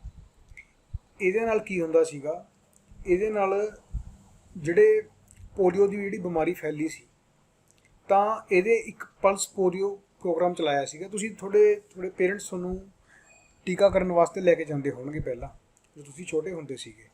ਠੀਕ ਹੈ ਜੀ। ਤਾਂ ਇਹ ਜਿਹੜੀ ਪੋਲੀਓ ਹੈ, ਇਹ ਵੀ ਇੱਕ ਟੀਕਾ ਜਿਹੜੀ ਕਿ ਪੋਲੀਓ ਨਾਮਕ ਬਿਮਾਰੀ ਨੂੰ ਰੋਕਣ ਦੇ ਕੰਮ ਆਉਂਦੀ ਹੈ। ਪੋਲੀਓ ਤੋਂ ਇਲਾਵਾ ਜਿਹੜੀ ਇੱਕ ਚੇਚਕ ਨਾਮ ਦੀ ਬਿਮਾਰੀ ਸੀ, ਉਹ ਵੀ ਇਸ ਤਰੀਕੇ ਨਾਲ ਹੀ ਖਤਮ ਹੋਈ ਹੈ, ਟੀਕੇ ਦੇ ਨਾਲ ਹੀ। ਠੀਕ ਹੈ ਜੀ। ਤਾਂ ਆਪਾਂ ਅਗਲਾ ਪੁਆਇੰਟ ਪੜ੍ਹਦੇ ਹਾਂ, ਪੁਆਇੰਟ ਨੰਬਰ 5। ਤੁਸੀਂ ਇਸ PDF ਦੇ ਵਿੱਚੋਂ ਸਾਰਾ ਕੁਝ ਪੜ੍ਹ ਸਕਦੇ ਹੋਗੇ। ਜਿਹੜੀ ਇਹ PDF ਹੈ, ਤੁਹਾਨੂੰ ਉਹਦਾ ਜਿਹੜਾ ਲਿੰਕ ਹੈ ਡਿਸਕ੍ਰਿਪਸ਼ਨ ਬਾਕਸ ਦੇ ਵਿੱਚ ਮਿਲ ਜਾਊਗਾ, ਤੁਸੀਂ ਉਸ ਨੂੰ ਯੂਜ਼ ਕਰ ਸਕਦੇ ਹੋ। ਇਸ ਤੋਂ ਬਾਅਦ ਆ ਗਿਆ ਇਨਕਰੀਜ਼ਿੰਗ ਸੋਇਲ ਫਰਟੀਲਿਟੀ। ਇਹਦਾ ਮਤਲਬ ਹੈ ਇਨਕਰੀਜ਼ ਮਤਲਬ ਵਧਾਉਣਾ, ਸੋਇਲ ਫਰਟੀਲਿਟੀ ਮਿੱਟੀ ਦੀ ਉਪਜਾਊ ਸ਼ਕਤੀ। ਇਹ ਭੂਮੀ ਦੀ ਉਪਜਾਊ ਸ਼ਕਤੀ ਵਧਾਉਣ ਦੇ ਵਿੱਚ ਮਾਈਕਰੋ ਆਰਗੇਨਿਜ਼ਮ ਕੰਮ ਆਉਂਦੇ ਨੇ। ਆਪਾਂ ਨੇ ਇੱਕ ਐਲਗੀ ਪੜ੍ਹੀ ਸੀ, ਬਲੂ ਗ੍ਰੀਨ ਐਲਗੀ। ਇਹ ਕੀ ਕਰਦੀ ਹੈ, ਨਾਈਟ੍ਰੋਜਨ ਨੂੰ ਫਿਕਸ ਕਰ ਦਿੰਦੀ ਹੈ, ਹਵਾ ਦੇ ਵਿੱਚੋਂ ਨਾਈਟ੍ਰੋਜਨ ਨੂੰ ਫਿਕਸ ਕਰਕੇ ਮਿੱਟੀ ਦੇ ਵਿੱਚ ਲੈ ਜਾਂਦੀ ਹੈ। ਠੀਕ ਹੈ ਜੀ। ਤੇ ਮਿੱਟੀ ਦੀ ਉਪਜਾਊ ਸ਼ਕਤੀ ਵਧਾਉਂਦੀ ਹੈ। This microbes are commonly called biological nitrogen fixer. ਠੀਕ ਹੈ ਜੀ। ਇਹ ਨਾਈਟ੍ਰੋਜਨ ਨੂੰ ਫਿਕਸ ਕਰਨ ਦੇ ਕੰਮ ਆਉਂਦਾ। ਜਿਹੜੀ ਭੂਮੀ ਦੇ ਵਿੱਚ ਨਾਈਟ੍ਰੋਜਨ ਦੀ ਕਮੀ ਹੋ ਜਾਂਦੀ, ਜਿਹੜੀ ਉਹ ਰਾਈਜ਼ੋਬੀਅਮ ਨਾਮ ਦੇ ਜਾਂ ਫਿਰ ਇੱਕ ਬਲੂ ਗ੍ਰੀਨ ਐਲਗੀ ਨਾਮ ਦੇ ਜਿਹੜੇ ਦੋ ਜਿਹੇ ਜੀਵਾਣੂ ਨੇ, ਇਹਨਾਂ ਦੀ ਹੈਲਪ ਨਾਲ ਇਹ ਹਵਾ ਦੇ ਵਿੱਚੋਂ ਨਾਈਟ੍ਰੋਜਨ ਦਾ ਸਥਿਰੀਕਰਨ ਕਰਕੇ ਮਿੱਟੀ ਦੇ ਵਿੱਚ ਮਿਕਸ ਕਰ ਦਿੰਦੇ, ਉਹਨੂੰ ਉਹਦੇ ਯੋਗਿਕਾਂ ਦੇ ਵਿੱਚ ਚੇਂਜ ਕਰ ਦਿੰਦੇ ਨੇ। ਠੀਕ ਹੈ ਜੀ। ਤਾਂ ਇਸ ਤਰੀਕੇ ਨਾਲ ਮਿੱਟੀ ਦੇ ਵਿੱਚ ਨਾਈਟ੍ਰੋਜਨ ਜਿਹੜੀ ਮਾਤਰਾ ਹੈ ਉਹ ਵੱਧ ਜਾਂਦੀ ਹੈ। ਅੱਗੇ ਆਪਾਂ ਪੜਾਂਗੇ ਪੁਆਇੰਟ ਨੰਬਰ 6 ਦੇ ਵਿੱਚ ਕੀ ਆ ਆਪਣੇ ਕੋਲ, ਕਲੀਨਿੰਗ ਦਾ ਇਨਵਾਇਰਨਮੈਂਟ, ਮਤਲਬ ਕਿ ਵਾਤਾਵਰਨ ਦੀ ਸਫਾਈ। ਹੁਣ ਇਹ ਵਾਤਾਵਰਨ ਦੀ ਸਫਾਈ ਕਿਵੇਂ ਕਰਦੇ ਨੇ? ਇਹ ਤਾਂ ਇੱਕ ਕਾਮਨ ਚੀਜ਼ ਹੈ, ਜਿਵੇਂ ਮੰਨ ਲਓ ਕੋਈ ਪੇੜ ਪੌਦੇ ਆਪਣੇ ਗਲ ਗਏ, ਸੜ ਗਏ, ਮਰ ਗਏ, ਕੋਈ ਵੀ ਜੀਵ ਜੰਤੂ ਆਪਣੇ ਜਿਹੜੇ ਮਰ ਗਏ, ਤਾਂ ਜਿਹੜੇ ਮਾਈਕਰੋ ਆਰਗੈਨਿਜ਼ਮ ਹੁੰਦੇ ਨੇ ਉਹਨਾਂ ਨੂੰ ਖਾ ਜਾਂਦੇ ਨੇ, ਹੌਲੀ ਹੌਲੀ ਉਹਨਾਂ ਨੂੰ ਖਾ ਕੇ ਉਹਨਾਂ ਨੂੰ ਸਾਰਾ ਉਹਦਾ ਖਾਤਮਾ ਕਰ ਦਿੰਦੇ ਨੇ ਇਸ ਤਰੀਕੇ ਨਾਲ। ਜੇ ਅਤੇ ਉਸ ਤੋਂ ਬਾਅਦ ਜਦੋਂ ਮਤਲਬ ਉਹਨਾਂ ਨੂੰ ਖਾਣ ਦਾ ਮਤਲਬ ਉਹਨੂੰ ਡੀਕੰਪੋਜ਼ ਕਰ ਦਿੰਦੇ ਨੇ, ਉਹਨੂੰ ਬਿਲਕੁਲ ਛੋਟੇ ਛੋਟੇ ਟੁਕੜਿਆਂ ਦੇ ਵਿੱਚ ਚੇਂਜ ਕਰ ਦਿੰਦੇ ਨੇ। ਮਤਲਬ ਕਿ ਜਿਵੇਂ ਕੋਈ ਜਾਨਵਰ ਮਰ ਗਿਆ, ਉਹਨੂੰ ਸੂਖਮ ਜੀਵ ਕੀ ਕਰਦੇ ਨੇ, ਉਹਨੂੰ ਬਿਲਕੁਲ ਛੋਟੇ ਛੋਟੇ ਟੁਕੜਿਆਂ ਦੇ ਵਿੱਚ ਚੇਂਜ ਕਰ ਦਿੰਦੇ ਨੇ ਅਤੇ ਉਹ ਮਿੱਟੀ ਦੇ ਵਿੱਚ ਮਿਕਸ ਕਰ ਦਿੰਦੇ ਨੇ ਉਹਨਾਂ ਨੂੰ। ਇਸ ਨੂੰ ਕਹਿੰਦੇ ਆਪਾਂ ਡੀਕੰਪੋਜ਼ ਕਰਨਾ। ਠੀਕ ਹੈ ਜੀ। ਤਾਂ ਇਸ ਤਰੀਕੇ ਨਾਲ ਵਾਤਾਵਰਨ ਦੀ ਸਫਾਈ ਹੁੰਦੀ ਹੈ, ਜਿਹੜੇ ਉਹ ਜਾਨਵਰ ਹੁੰਦੇ ਨੇ ਸਾਰੇ ਮਿੱਟੀ ਦੇ ਵਿੱਚ ਮਿਕਸ ਹੋ ਜਾਂਦੇ ਨੇ। ਤਾਂ ਇਹਦੇ ਮਾਈਕਰੋ ਆਰਗੈਨਿਜ਼ਮ ਦੇ ਇਹ ਆਪਾਂ ਨੇ ਯੂਜ਼ ਪੜ੍ਹ ਲਏ ਆਪਾਂ ਸਾਰੇ। ਤੁਸੀਂ ਵੀਡੀਓ ਪੌਜ਼ ਕਰਕੇ ਵੀ ਸਾਰਾ ਕੁਝ ਪੜ੍ਹ ਸਕਦੇ ਹੋ, ਅਤੇ ਤੁਹਾਡੇ ਕੋਲ ਜਿਹੜੀ PDF ਤੋਂ ਵੀ ਤੁਸੀਂ ਪੜ੍ਹ ਸਕਦੇ ਹੋਗੇ। ਹਾਂਜੀ, ਇਸ ਤੋਂ ਅੱਗੇ ਦੇਖੋ। ਹਾਂਜੀ, ਇਸ ਤੋਂ ਬਾਅਦ ਆ ਗਿਆ ਆਪਣੇ ਕੋਲੇ ਹਾਰਮਫੁਲ ਮਾਈਕਰੋ ਆਰਗੈਨਿਜ਼ਮ। ਕੁਛ ਮਾਈਕਰੋ ਆਰਗੈਨਿਜ਼ਮ ਮਤਲਬ ਕਿ ਸੂਖਮ ਜੀਵ ਹਾਰਮਫੁਲ ਹੁੰਦੇ ਨੇ ਬਹੁਤ ਜ਼ਿਆਦਾ। ਠੀਕ ਹੈ ਜੀ। ਇਹਨਾਂ ਨੂੰ ਆਪਾਂ ਕਹਿੰਦੇ ਹਾਂ ਹਾਨੀਕਾਰਕ ਸੂਖਮ ਜੀਵ। ਬਹੁਤ ਤਰੀਕਿਆਂ ਨਾਲ ਹਾਨੀਕਾਰਕ ਹੁੰਦੇ ਨੇ। ਇਹ ਕਈ ਬਿਮਾਰੀਆਂ ਪੈਦਾ ਕਰਦੇ ਨੇ, ਇਨਸਾਨਾਂ ਦੇ ਵਿੱਚ ਵੀ, ਪਲਾਂਟ ਦੇ ਵਿੱਚ ਵੀ, ਐਨੀਮਲ ਦੇ ਵਿੱਚ ਵੀ। ਠੀਕ ਹੈ ਜੀ।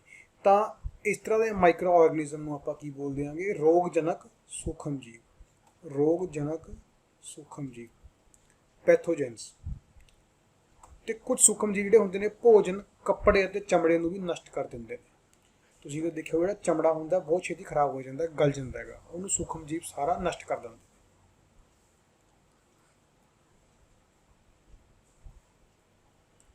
ਹਾਂਜੀ, ਇਹ ਦੋ ਆਪਣੇ ਕੋਲ ਮਾਈਕਰੋ ਆਰਗੈਨਿਜ਼ਮ ਨੇ ਜਿਹੜੇ ਕਿ ਹਾਨੀਕਾਰਕ ਨੇ।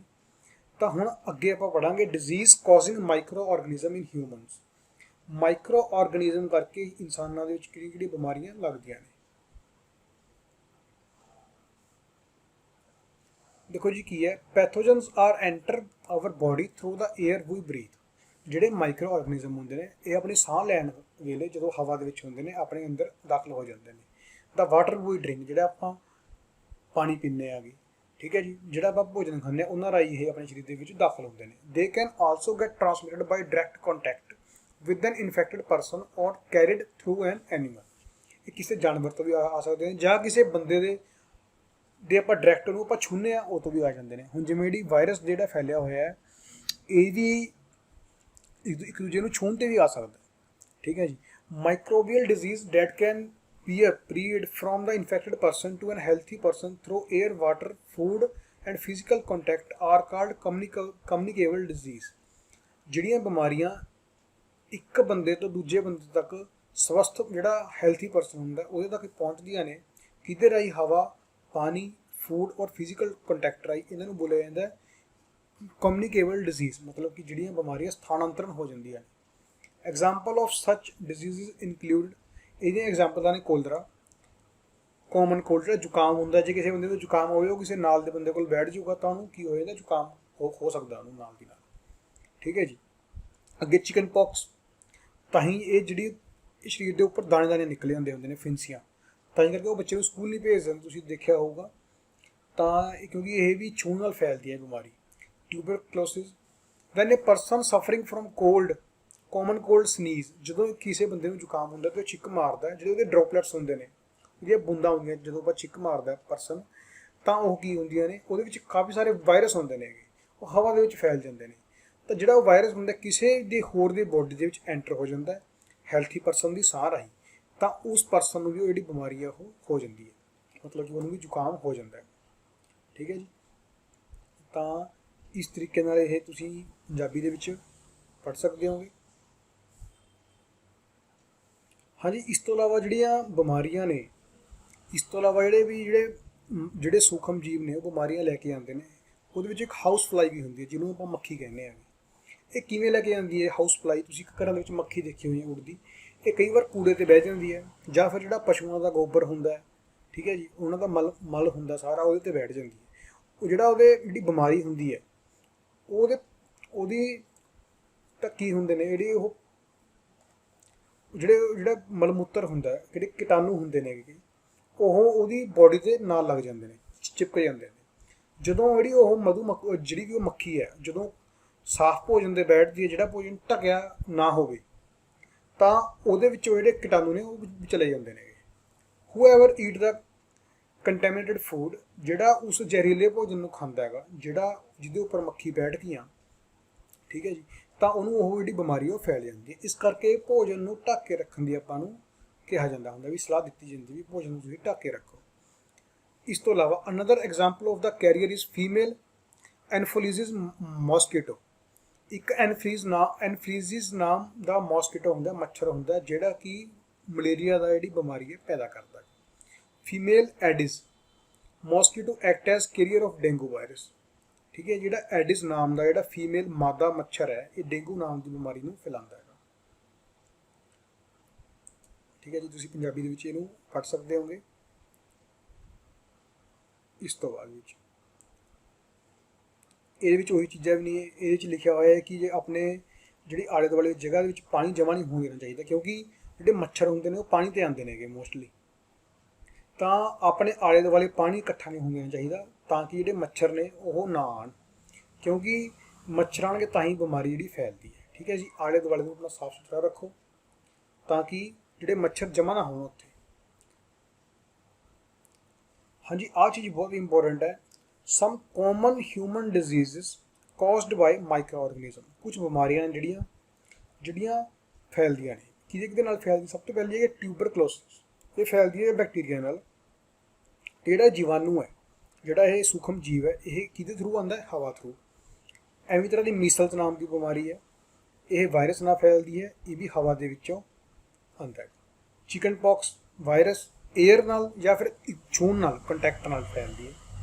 ਪੋਲੀਓ ਵਾਇਰਸ ਨਾਲ ਫੈਲਦੀ ਹੈ, ਹਵਾ ਅਤੇ ਪਾਣੀ ਰਾਹੀਂ। ਅੱਗੇ ਹੈਗੀ ਕੋਲਰਾ, ਇਹ ਬੈਕਟੀਰੀਆ, ਇਹ ਫੈਲਦੀ ਹੈ ਫੂਡ ਅਤੇ ਵਾਟਰ ਨਾਲ, ਠੀਕ ਹੈ ਜੀ। ਤਾਂ ਇਹਨੂੰ ਆਪਾਂ ਕਿਵੇਂ ਰੋਕ ਸਕਦੇ ਹਾਂ, ਠੀਕ ਹੈ ਜੀ। ਇਹਦੇ ਵਿੱਚ ਕੀ ਹੁੰਦਾ, ਜਦੋਂ ਇਹ ਬਿਮਾਰੀ ਹੋ ਜੇ ਤਾਂ ਉਹ ਪੇਸ਼ੈਂਟ ਨੂੰ ਅਲੱਗ ਰੱਖੋ ਇਕੱਲੇ ਨੂੰ, ਠੀਕ ਹੈ ਜੀ, ਅਤੇ ਸਭ ਨੂੰ ਉਦੋਂ ਦੂਰ ਰੱਖੋ, ਅਤੇ ਉਹਨੂੰ ਸਹੀ ਟਾਈਮ 'ਤੇ ਜਿਹੜਾ ਟੀਕਾ ਹੈਗਾ ਉਹਦੇ ਲਗਾਉਣਾ ਚਾਹੀਦਾ ਹੈਗਾ, ਠੀਕ ਹੈ ਜੀ। ਤੁਸੀਂ ਦੇਖਿਆ ਵੀ ਇੱਕ ਬੱਚਿਆਂ ਦੇ ਕਾਰਡ ਬਣੇ ਹੁੰਦੇ ਨੇ, ਉਹਦੇ 'ਤੇ ਟਾਈਮ ਟੂ ਟਾਈਮ ਬਾਅਦ ਟੀਕੇ ਲੱਗਦੇ ਨੇਗੇ, ਠੀਕ ਹੈ ਜੀ। ਉਹ ਇਹੀ ਬਿਮਾਰੀਆਂ ਨੂੰ ਰੋਕਣ ਵਾਸਤੇ ਟੀਕੇ ਨੇਗੇ, ਤਾਂ ਕਿ ਕਿਸੇ ਨੂੰ ਇਹ ਬਿਮਾਰੀਆਂ ਨਾ ਹੋਣ। ਇਹ ਜਿਹੜਾ ਆਪਾਂ ਟੇਬਲ ਬਣਿਆ ਹੋਇਆ, ਇਹ ਐਗਜ਼ਾਮ ਦੇ ਵਿੱਚ ਬਹੁਤ ਜ਼ਿਆਦਾ ਪੁੱਛਿਆ ਜਾਂਦਾ ਹੈਗਾ ਵੀ ਕਿਹੜੀ ਬਿਮਾਰੀ ਕਿਹਦੇ ਰਾਹੀਂ ਫੈਲਦੀ ਹੈ, ਵਾਇਰਸ ਰਾਹੀਂ, ਬੈਕਟੀਰੀਆ ਰਾਹੀਂ, ਠੀਕ ਹੈ ਜੀ। ਇਹਨੂੰ ਤੁਸੀਂ ਯਾਦ ਕਰਨਾ ਪਊਗਾ ਤੁਹਾਨੂੰ। ਹਾਂਜੀ, ਅੱਗੇ ਦੇਖਾਂਗੇ ਆਪਾਂ। ਇਸ ਤੋਂ ਇਲਾਵਾ ਕੁਝ ਹੋਰ ਆਪਾਂ ਨੂੰ ਦੇ ਰੱਖੀਆਂ ਬਿਮਾਰੀਆਂ। ਟਾਈਫਾਈਡ, ਇਹ ਵੀ ਕਿਹਦੇ ਨਾਲ ਫੈਲਦਾ? ਬੈਕਟੀਰੀਆ ਨਾਲ ਅਤੇ ਵਾਟਰ ਰਾਹੀਂ ਆਉਂਦਾ ਹੈ, ਠੀਕ ਹੈ ਜੀ। ਇਸ ਤੋਂ ਬਾਅਦ ਹੈਪੇਟਾਈਟਸ ਬੀ ਹੈਗਾ, ਵਾਇਰਸ ਨਾਲ ਫੈਲਦਾ ਅਤੇ ਇਹ ਵੀ ਵਾਟਰ ਥਰੂ ਆਉਂਦਾ। ਅੱਗੇ ਹੈਗਾ ਮਲੇਰੀਆ, ਇਹ ਪ੍ਰੋਟੋਜੋਆ ਨਾਲ ਫੈਲਦਾ, ਮੱਛਰ ਨਾਲ ਫੈਲਦਾ, ਠੀਕ ਹੈ ਜੀ। ਤਾਂ ਮਤਲਬ ਕਿ ਇਹ ਸਾਰੀਆਂ ਚੀਜ਼ਾਂ ਨੇ, ਅਤੇ ਇਹਨਾਂ ਨੂੰ ਇਹ ਜਿਹੜੀਆਂ ਬਿਮਾਰੀਆਂ ਨੇ ਇਹਨਾਂ ਨੂੰ ਤੁਸੀਂ ਯਾਦ ਕਰਨਾ ਜ਼ਰੂਰ, ਕਿਉਂਕਿ ਇਹ ਬਹੁਤ ਸਾਰੇ ਐਗਜ਼ਾਮ ਦੇ ਵਿੱਚ ਪੁੱਛੀਆਂ ਜਾਂਦੀਆਂ ਨੇ। ਨੈਕਸਟ ਦੇਖੋ ਜੀ ਕੀ ਹੈ, ਡਿਜ਼ੀਜ਼ ਕੌਜ਼ਿੰਗ ਮਾਈਕਰੋ ਆਰਗੇਨਿਜ਼ਮ ਇਨ ਐਨੀਮਲ। ਜਿਹੜੇ ਸੂਖਮ ਜੀਵ ਹੁੰਦੇ ਨੇ ਇਹ ਜਾਨਵਰਾਂ ਦੇ ਵਿੱਚ ਵੀ ਬਿਮਾਰੀਆਂ ਲਗਾਉਂਦੇ ਨੇ, ਠੀਕ ਹੈ ਜੀ। ਜਿਵੇਂ ਕਿ ਮੂੰਹ ਖੋਰ ਦਾ ਰੋਗ ਹੋ ਗਿਆ। Mouth disease of cattle is caused by a virus. ਉਹਨਾਂ ਦੇ ਮੂੰਹ ਹੁੰਦੇ ਨੇ ਪਸ਼ੂਆਂ ਦੇ, ਉਹ ਪੱਕ ਜਾਂਦੇ ਨੇ, ਠੀਕ ਹੈ ਜੀ। ਇਹ ਵੀ ਵਾਇਰਸ ਨਾਲ ਹੀ ਮਤਲਬ ਕਿ ਬੈਕਟੀਰੀਆ ਨਾਲ ਬਿਮਾਰੀ ਫੈਲਦੀ ਹੈ, ਸੂਖਮ ਜੀਵ ਬੈਕਟੀਰੀਆ ਨਾਲ, ਠੀਕ ਹੈ ਜੀ। ਇੱਕ ਐਂਥਰੈਕਸ ਨਾਮ ਦੀ ਬਿਮਾਰੀ ਹੁੰਦੀ ਹੈ, ਠੀਕ ਹੈ ਜੀ। ਇਸ ਤਰ੍ਹਾਂ ਦੀਆਂ ਕਈ ਬਿਮਾਰੀਆਂ ਜਿਹੜੀਆਂ ਇਹਨਾਂ ਨਾਲ ਫੈਲਦੀਆਂ ਨੇ, ਸੂਖਮ ਜੀਵਾਂ ਨਾਲ। ਇੱਕ ਰੋਬਰਟ ਕੋਚ ਵਿਗਿਆਨੀ ਸੀਗਾ, ਜਿਹਨੇ ਖੋਜ ਕੀਤੀ ਸੀ ਜਿਹਦੇ ਨਾਲ ਜਿਹੜੀ ਐਂਥਰੈਕਸ ਬਿਮਾਰੀ ਜਿਹੜੀ ਫੈਲਦੀ ਹੈ 1876 ਦੇ ਵਿੱਚ। ਅੱਗੇ ਆ ਗਿਆ ਡਿਜ਼ੀਜ਼ ਕੌਜ਼ਿੰਗ ਮਾਈਕਰੋ ਆਰਗੇਨਿਜ਼ਮ ਇਨ ਪਲਾਂਟਸ। ਹੁਣ ਪੌਦਿਆਂ ਦੇ ਵਿੱਚ ਵੀ ਮਾਈਕਰੋ ਸੂਖਮ ਜੀਵਾਂ ਕਰਕੇ ਬਿਮਾਰੀਆਂ ਫੈਲਦੀਆਂ ਨੇ ਮਾਈਕਰੋ ਆਰਗੇਨਿਜ਼ਮ ਦੇ ਨਾਲ, ਜਿਵੇਂ ਕਿ wheat, rice, potato, sugarcane, orange, Apple and others. ਇਹਨਾਂ ਦੇ ਵਿੱਚ ਬਿਮਾਰੀਆਂ ਫੈਲਦੀਆਂ ਨੇ। ਦਾ ਡਿਜ਼ੀਜ਼ ਇਹ ਕੀ ਕਰਦੀਆਂ ਨੇ, ਜਿਹੜੀ ਉਹਦੀ ਫਸਲ ਦੀ ਪੈਦਾਵਾਰ ਹੁੰਦੀ ਹੈ, ਉਹਦਾ ਝਾੜ ਹੁੰਦਾ ਉਹ ਘਟ ਜਾਂਦਾ ਹੈ, ਠੀਕ ਹੈ ਜੀ।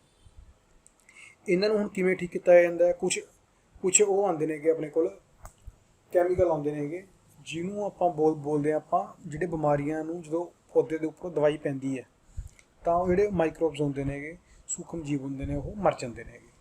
ਠੀਕ ਹੈ ਜੀ। ਤਾਂ ਇਸ ਤਰੀਕੇ ਨਾਲ ਇਹਨਾਂ ਤੋਂ ਬਚਾਅ ਕੀਤਾ ਜਾਂਦਾ ਬਿਮਾਰੀਆਂ ਦਾ। ਕੁਝ ਕੈਮੀਕਲਸ ਆਉਂਦੇ ਨੇ ਜਿਹੜੇ ਉਹਨਾਂ ਸੂਖਮ ਜੀਵਾਂ ਨੂੰ ਮਾਰ ਦਿੰਦੇ ਨੇ, ਪਰ ਫਸਲ ਨੂੰ ਕੋਈ ਵੀ ਨੁਕਸਾਨ ਨਹੀਂ ਪਹੁੰਚਾਉਂਦੇ।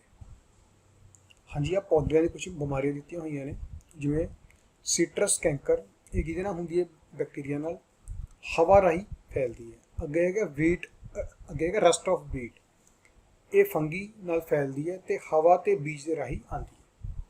ਇਸ ਤੋਂ ਇਲਾਵਾ ਆਪਣੇ ਕੋਲ ਜਿਹੜਾ ਹੈਗਾ, ਇਸ ਤੋਂ ਬਾਅਦ ਹੈਗਾ ਯੈਲੋ ਵੀਨ ਮੋਜ਼ੇਕ ਆਫ ਭਿੰਡੀ। ਠੀਕ ਹੈ ਜੀ। ਇਹ ਜਿਹੜੀ ਬਿਮਾਰੀ ਹੈ, ਇਹ ਵੀ ਇੱਕ ਤਰ੍ਹਾਂ ਦੀ ਬਿਮਾਰੀ ਹੈ, ਵਾਇਰਸ ਨਾਲ ਫੈਲਦੀ ਹੈ ਤੇ ਕੀੜਾ ਲੱਗ ਜਾਂਦਾ ਹੈ ਪੌਦੇ ਨੂੰ। ਠੀਕ ਹੈ ਜੀ। ਨੈਕਸਟ ਹੈਗਾ ਪੌਦਿਆਂ ਵਿੱਚ ਰੋਗ ਪੈਦਾ ਕਰਨ ਵਾਲੇ ਸੂਖਮ ਜੀਵ, ਜੋ ਕੁਛ ਆਪਾਂ ਹੁਣ ਤੱਕ ਪੜ੍ਹਿਆ ਹੈਗਾ। ਜਿਹੜਾ ਇਹ ਟੇਬਲ ਹੈ, ਇਹ ਪੰਜਾਬੀ ਦੇ ਵਿੱਚ ਵੀ ਹੈਗਾ, ਤੁਸੀਂ ਇਹਨੂੰ ਪੜ੍ਹ ਸਕਦੇ ਹੋਗੇ। ਤੁਹਾਡੀ ਬੁੱਕ ਦੇ ਵਿੱਚ ਵੀ ਹੈਗਾ ਇਹ ਟੇਬਲ। ਠੀਕ ਹੈ ਜੀ। ਤੁਸੀਂ ਉੱਥੋਂ ਵੀ ਇਹਨੂੰ ਪੜ੍ਹ ਸਕਦੇ ਹੋ ਤੇ ਤੁਸੀਂ ਲਿੰਕ ਤੋਂ PDF ਕਰਕੇ ਵੀ ਤੁਸੀਂ PDF ਤੋਂ ਵੀ ਤੁਸੀਂ ਦੇਖ ਸਕਦੇ ਹੋਗੇ। ਨੈਕਸਟ ਦੇਖੋ, ਅੱਗੇ ਆ ਗਿਆ ਜੀ ਆਪਣੇ ਕੋਲ ਭੋਜਨ ਦਾ ਵਿਸ਼ੈਲਾਪਨ, ਫੂਡ ਪੋਇਜ਼ਨਿੰਗ। ਫੂਡ ਪੋਇਜ਼ਨਿੰਗ ਮਤਲਬ, ਇਹਦਾ ਮਤਲਬ ਹੁੰਦਾ ਭੋਜਨ ਦਾ ਵਿਸ਼ੈਲਾਪਨ, ਭੋਜਨ ਦਾ ਜ਼ਹਿਰੀਲਾ ਹੋਣਾ। ਬਹੁਤ ਟਾਈਮ TV ਤੇ ਨਿਊਜ਼ ਆਉਂਦੀ ਹੈ ਕਿ ਫੂਡ ਪੋਇਜ਼ਨਿੰਗ ਨਾਲ ਜਿਹੜੇ ਬੱਚੇ ਨੇ ਉਹਨਾਂ ਦੇ ਪੇਟ ਦੇ ਵਿੱਚ ਦਰਦ ਹੋ ਗਿਆ ਤੇ ਕੁਝ ਬੱਚੇ ਮਰ ਵੀ ਜਾਂਦੇ ਨੇ ਇਹਦੇ ਨਾਲ। ਇਹ ਕਿਉਂ ਹੁੰਦਾ ਹੈਗਾ? ਜਿਹੜੇ ਮਾਈਕਰੋ ਆਰਗੇਨਿਜ਼ਮ ਹੁੰਦੇ ਨੇ, ਸੂਖਮ ਜੀਵ ਹੁੰਦੇ ਨੇ, ਉਹ ਭੋਜਨ ਨੂੰ ਜ਼ਹਿਰੀਲਾ ਕਰ ਦਿੰਦੇ ਨੇ, ਉਹਨਾਂ ਨੂੰ ਖਰਾਬ ਕਰ ਦਿੰਦੇ ਨੇ। ਠੀਕ ਹੈ ਜੀ। Micro organism that grow on our food sometimes produce toxic substance, ਉਹ ਕੁਝ ਜ਼ਹਿਰੀਲੇ ਪਦਾਰਥ ਭੋਜਨ ਦੇ ਉੱਪਰ ਛੱਡ ਦਿੰਦੇ ਨੇ, ਜਿਹਦੇ ਨਾਲ ਜਿਹੜੇ ਬੱਚੇ ਨੇ, ਬੱਚੇ ਜਾਂ ਬੜੇ, ਉਹਨਾਂ ਨੂੰ ਇੱਕ ਬਿਮਾਰੀ ਲੱਗ ਜਾਂਦੀ ਹੈ ਤੇ ਉਹਨਾਂ ਦੀ ਡੈਥ ਵੀ ਹੋ ਸਕਦੀ ਹੈ। ਤੇ ਹੁਣ ਆਪਾਂ ਭੋਜਨ ਨੂੰ ਬਚਾਉਣਾ ਕਿਵੇਂ ਹੈਗਾ, ਹੁਣ ਆਪਾਂ ਉਹਦੇ ਬਾਰੇ ਪੜ੍ਹਾਂਗੇ। ਫੂਡ ਪ੍ਰੀਜ਼ਰਵੇਸ਼ਨ, ਭੋਜਨ ਨੂੰ ਬਚਾਉਣ ਦਾ ਢੰਗ।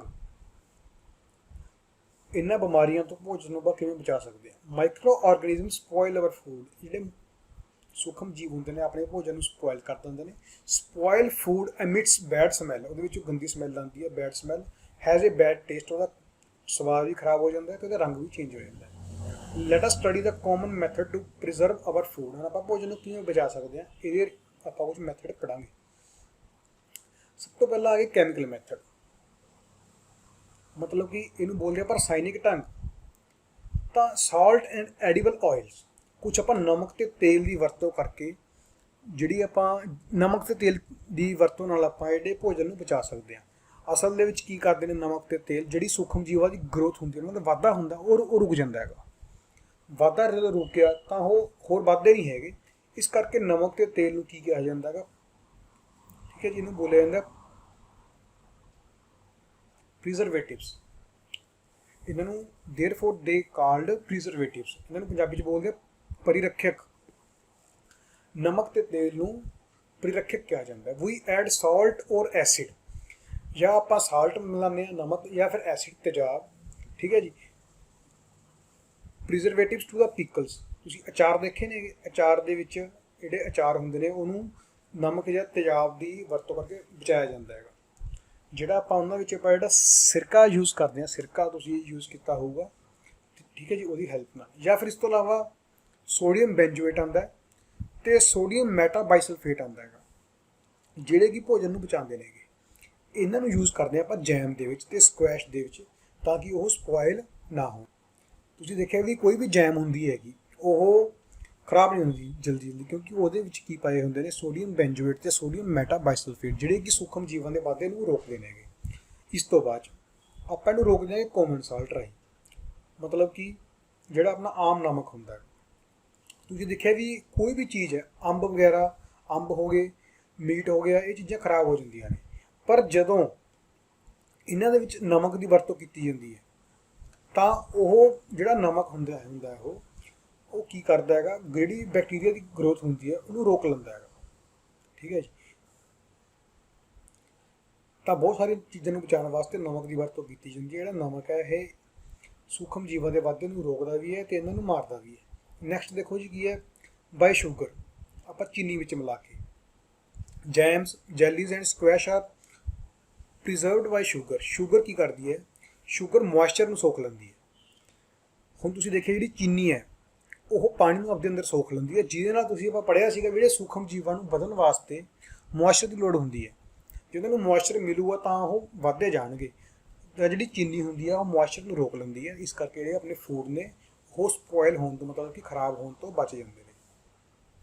ਸਾਰਾ ਤੁਸੀਂ ਉੱਪਰ ਸਾਰਾ ਕੁਝ ਪੜ੍ਹ ਸਕਦੇ ਹੋ। ਚੀਨੀ ਦੀ ਵਰਤੋਂ ਭੋਜਨ ਦਾ ਚੀਨੀ ਦੀ ਵਰਤੋਂ ਕਰਕੇ ਭੋਜਨ ਦਾ ਪਰਿਰੱਖਿਆ। ਠੀਕ ਹੈ ਜੀ। ਇਸ ਤੋਂ ਇਲਾਵਾ ਆ ਗਿਆ ਆਪਣੇ ਕੋਲੇ ਬਾਏ ਆਇਲ ਐਂਡ ਵਿਨੇਗਰ, ਤੇਲ ਦੀ ਵਰਤੋਂ ਕਰਕੇ। ਤੇਲ ਤੇ ਸਿਰਕਾ, ਇਹਦੇ ਵਿੱਚ ਕੀ ਹੁੰਦਾ, ਜਿਹੜੇ ਅਚਾਰ ਪੈਂਦੇ ਨੇ, ਅਚਾਰ ਦੇ ਵਿੱਚ ਤੁਸੀਂ ਦੇਖੋਗੇ ਤੇਲ ਪਾਇਆ ਜਾਂਦਾ ਹੈਗਾ। ਠੀਕ ਹੈ ਜੀ। ਤਾਂ ਇਹਦੇ ਨਾਲ ਵੀ ਜਿਹੜੀ ਬੈਕਟੀਰੀਆ ਨੇ ਉਹ ਇਹੋ ਜਿਹੇ ਇਨਵਾਇਰਮੈਂਟ ਦੇ ਵਿੱਚ ਰਹਿ ਨਹੀਂ ਸਕਦੇ ਹੈਗੇ। ਜਿਹੜਾ ਤੇਲ ਹੁੰਦਾ ਜਿੱਥੇ ਜਾਂ ਫਿਰ ਜਿੱਥੇ ਸਿਰਕਾ ਪੈਂਦਾ ਉਹ ਜਿਹੇ ਇਨਵਾਇਰਮੈਂਟ ਦੇ ਵਿੱਚ ਬੈਕਟੀਰੀਆ ਮਰ ਜਾਂਦੇ ਨੇ। ਇਸ ਕਰਕੇ ਜਿਹੜਾ ਆਪਣਾ ਅਚਾਰ ਹੈ ਉਹ ਬਚ ਜਾਂਦਾ। Vegetable, fruits and meat are often preserved by this method. ਜਿਹੜੀਆਂ ਸਬਜ਼ੀਆਂ ਨੇ, ਫਲ ਨੇ ਅਤੇ ਮੱਛੀ ਅਤੇ ਮੀਟ, ਇਸ ਤਰੀਕੇ ਨਾਲ ਇਹ ਬਚਾਏ ਜਾਂਦੇ ਨੇ। ਇਸ ਤੋਂ ਬਾਅਦ ਹੈਗਾ ਹੀਟ ਐਂਡ, ਇਸ ਵਿੱਚ ਪੜ੍ਹਾਂਗੇ ਆਪਾਂ ਹੀਟ ਐਂਡ ਕੋਲਡ ਟ੍ਰੀਟਮੈਂਟਸ, ਕਿਸੇ ਚੀਜ਼ ਨੂੰ ਗਰਮ ਅਤੇ ਠੰਡਾ ਕਰਕੇ। ਇਹਦੀ ਵੈਸੇ ਮੇਨ ਤੌਰ 'ਤੇ ਜਿਹੜੀ ਵਰਤੋਂ ਹੈ ਦੁੱਧ ਨੂੰ ਬਚਾਉਣ ਵਾਸਤੇ ਕੀਤੀ ਜਾਂਦੀ ਹੈ। ਇਹਨੂੰ ਬੋਲਿਆ ਜਾਂਦਾ ਪਾਸਚਰਾਈਜੇਸ਼ਨ। ਇਸ ਪ੍ਰੋਸੈਸ ਦੀ ਖੋਜ ਕੀਤੀ ਸੀ ਲੂਇਸ ਪਾਸਚਰ ਨੇ।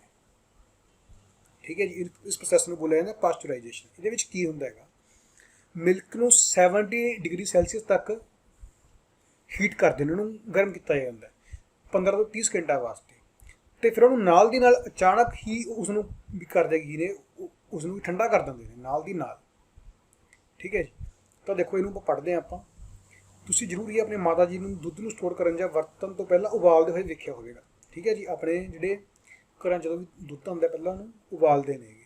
ਉਬਾਲਣ ਨਾਲ ਬਹੁਤ ਸਾਰੇ ਸੂਖਮ ਜੀਵ ਮਰ ਜਾਂਦੇ ਨੇਗੇ। ਇਸ ਤਰ੍ਹਾਂ ਫਿਰ ਆਪਾਂ ਭੋਜਨ ਨੂੰ ਕੀ ਕਰਦੇ ਹਾਂ, ਭੋਜਨ ਨੂੰ ਆਪਾਂ ਉਬਾਲਣ ਤੋਂ ਬਾਅਦ ਜਦੋਂ ਭੋਜਨ ਕੀ ਹੋ ਜਾਂਦਾ, ਜਦੋਂ ਆਪਣਾ ਦੁੱਧ ਠੰਡਾ ਹੋ ਜਾਂਦਾ ਹੈ ਤਾਂ ਆਪਾਂ ਉਹਨੂੰ ਰੱਖ ਦਿੰਦੇ ਹਾਂ ਫਰਿੱਜ ਦੇ ਵਿੱਚ, ਕਿਉਂਕਿ ਜਿੱਥੇ ਤਾਪਮਾਨ ਘੱਟ ਹੋਊਗਾ ਉੱਥੇ ਸੂਖਮ ਜੀਵ ਵੱਧਦੇ ਨਹੀਂ ਹੈਗੇ, ਉਹਦਾ ਵਾਧਾ ਰੁਕ ਜਾਂਦਾ। ਆਪਾਂ ਨੇ ਪੜ੍ਹਿਆ ਸੀਗਾ ਵੀ ਸੂਖਮ ਜੀਵ ਨੂੰ ਵਾਧੇ ਵਾਸਤੇ ਇੱਕ ਜ਼ਿਆਦਾ ਤਾਪਮਾਨ ਦੀ ਅਤੇ ਮਤਲਬ ਕਿ 30 ਤੋਂ 40 ਡਿਗਰੀ ਦੇ ਤਾਪਮਾਨ ਦੀ ਲੋੜ ਪੈਂਦੀ ਹੈ ਅਤੇ ਉਹਨੂੰ ਮੋਇਸਚਰ ਦੀ ਲੋੜ ਪੈਂਦੀ ਹੈ। ਤਾਂ ਕਰਕੇ ਜਿਹੜਾ ਦੁੱਧ ਨੂੰ ਉਬਾਲ ਕੇ ਪਹਿਲਾਂ ਤਾਂ ਉਹਨੂੰ ਤੇਜ਼ ਹੀਟ 'ਤੇ ਉਬਾਲ ਦਿੰਦੇ ਨੇ ਤਾਂ ਕਿ ਜਿਹੜੇ ਸੂਖਮ ਜੀਵ ਨੇ ਮਰ ਜਾਣ, ਕਿਉਂਕਿ 30 ਤੋਂ 40 ਡਿਗਰੀ ਦੇ ਵਿੱਚ ਹੀ ਰਹਿੰਦੇ ਨੇ ਸੂਖਮ ਜੀਵ, 20 ਤੋਂ 40 ਦੇ ਵਿੱਚ। ਤਾਂ ਫਿਰ ਇਹ ਜਦੋਂ 40 ਤੋਂ ਮਤਲਬ ਕਿ ਜਦੋਂ ਟੈਂਪਰੇਚਰ ਜ਼ਿਆਦਾ ਹੋ ਜਾਂਦਾ ਦੁੱਧ ਨੂੰ ਉਬਾਲ ਕੇ ਤਾਂ ਉਹ ਮਰ ਜਾਂਦੇ ਨੇ। ਫਿਰ ਉਹਨੂੰ ਕੀ ਕਰਦੇ ਨੇ, ਠੰਡਾ ਕਰਦੇ ਨੇ ਦੁੱਧ ਨੂੰ, ਫਿਰ ਆਪਾਂ ਇਹਨੂੰ ਸਟੋਰ ਕਰ ਲੈਂਦੇ ਹਾਂ। ਠੀਕ ਹੈ ਜੀ। ਤਾਂ ਇਸ ਤਰੀਕੇ ਨਾਲ ਵੀ ਆਪਾਂ ਦੁੱਧ ਨੂੰ ਆਪਾਂ ਠੰਡਾ ਜਾਂ ਗਰਮ ਕਰਕੇ ਵੀ ਬਚਾ ਸਕਦੇ ਹਾਂ। ਅਤੇ ਇੱਕ ਇਹਦਾ ਪ੍ਰੋਸੈਸ ਹੋਰ ਹੁੰਦਾ, ਜਿਹੜਾ ਦੁੱਧ ਪੈਕਟਾਂ ਵਿੱਚ ਬੰਦ ਹੁੰਦਾ ਹੈਗਾ। ਠੀਕ ਹੈ ਜੀ। ਪੈਕਟਾਂ ਦੇ ਵਿੱਚ ਬੰਦ ਜਿਹੜਾ ਦੁੱਧ ਹੁੰਦਾ ਹੈ ਉਹਨੂੰ ਪਹਿਲਾਂ ਕੀ ਕਰਦੇ ਨੇ, 70 ਡਿਗਰੀ 'ਤੇ ਉਹਨੂੰ ਗਰਮ ਕਰਦੇ ਨੇ, ਫਿਰ ਉਹਨੂੰ ਨਾਲ ਦੀ ਨਾਲ ਕੀ ਕਰਦੇ ਨੇ, ਠੰਡਾ ਕਰਦੇ ਨੇ, ਫਿਰ ਉਹਨੂੰ ਪੈਕਟਾਂ ਦੇ ਵਿੱਚ ਭਰ ਦਿੰਦੇ ਨੇ। ਇਹਦੇ ਨਾਲ ਸੂਖਮ ਜੀਵਾਂ ਦਾ ਵਾਧਾ ਨਹੀਂ ਹੁੰਦਾ ਹੈਗਾ। ਇਸ ਕਿਰਿਆ ਦੀ ਖੋਜ ਕਿਹਨੇ ਕੀਤੀ, ਲੂਇਸ ਪਾਸਚਰ ਨੇ। ਇਸ ਕਰਕੇ ਇਹਨੂੰ ਬੋਲਿਆ ਜਾਂਦਾ ਪਾਸਚਰੀਕਰਨ ਕਿਰਿਆ। ਦੁੱਧ ਨੂੰ ਗਰਮ ਕਰਕੇ ਠੰਡਾ ਕਰਨਾ, 70 ਡਿਗਰੀ ਸੈਂਟੀਗ੍ਰੇਡ 'ਤੇ ਗਰਮ ਕਰਨਾ, ਫਿਰ ਉਹਨੂੰ ਠੰਡਾ ਕਰਨਾ। ਅੱਗੇ ਆ ਗਿਆ ਸਟੋਰੇਜ ਐਂਡ ਪੈਕੇਜਿੰਗ। ਹੁਣ ਪੈਕਿੰਗਾਂ ਆਉਣ ਲੱਗ ਗਈਆਂ ਬਹੁਤ ਤਰ੍ਹਾਂ ਦੀਆਂ। ਮਤਲਬ ਕਿ ਕੀ ਹੁੰਦੇ ਨੇ, ਜਿਹੜੇ ਫਰੂਟਸ ਹੁੰਦੇ ਨੇ ਡਰਾਈ ਫਰੂਟਸ ਜਿਵੇਂ ਕਾਜੂ, ਬਦਾਮ, ਦਾਖਾਂ, ਕਿਸ਼ਮਿਸ਼, ਇਹਨਾਂ ਨੂੰ ਅਤੇ ਕੁਛ ਸਬਜ਼ੀਆਂ ਦੀਆਂ ਆਉਣ ਲੱਗੀਆਂ ਜਿਵੇਂ ਮਟਰ ਆਉਂਦੇ ਨੇਗੇ ਪੈਕਟ ਦੇ ਵਿੱਚ ਪੈਕ ਆਉਂਦੇ ਨੇਗੇ।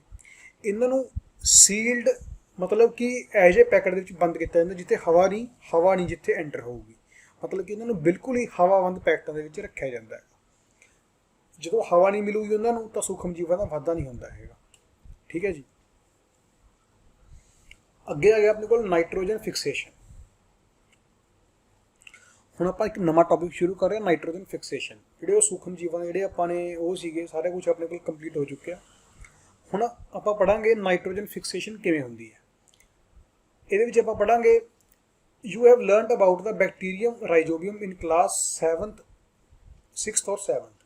ਇੱਕ ਰਾਈਜ਼ੋਬੀਅਮ ਨਾਮ ਦਾ ਬੈਕਟੀਰੀਆ ਬਾਰੇ ਆਪਾਂ ਸੁਣਿਆ ਸੀ। ਇਸ ਲੈਸਨ 'ਚ ਆਪਾਂ ਬਹੁਤ ਵਾਰ ਪੜ੍ਹ ਚੁੱਕੇ ਉਹਦਾ ਨਾਮ।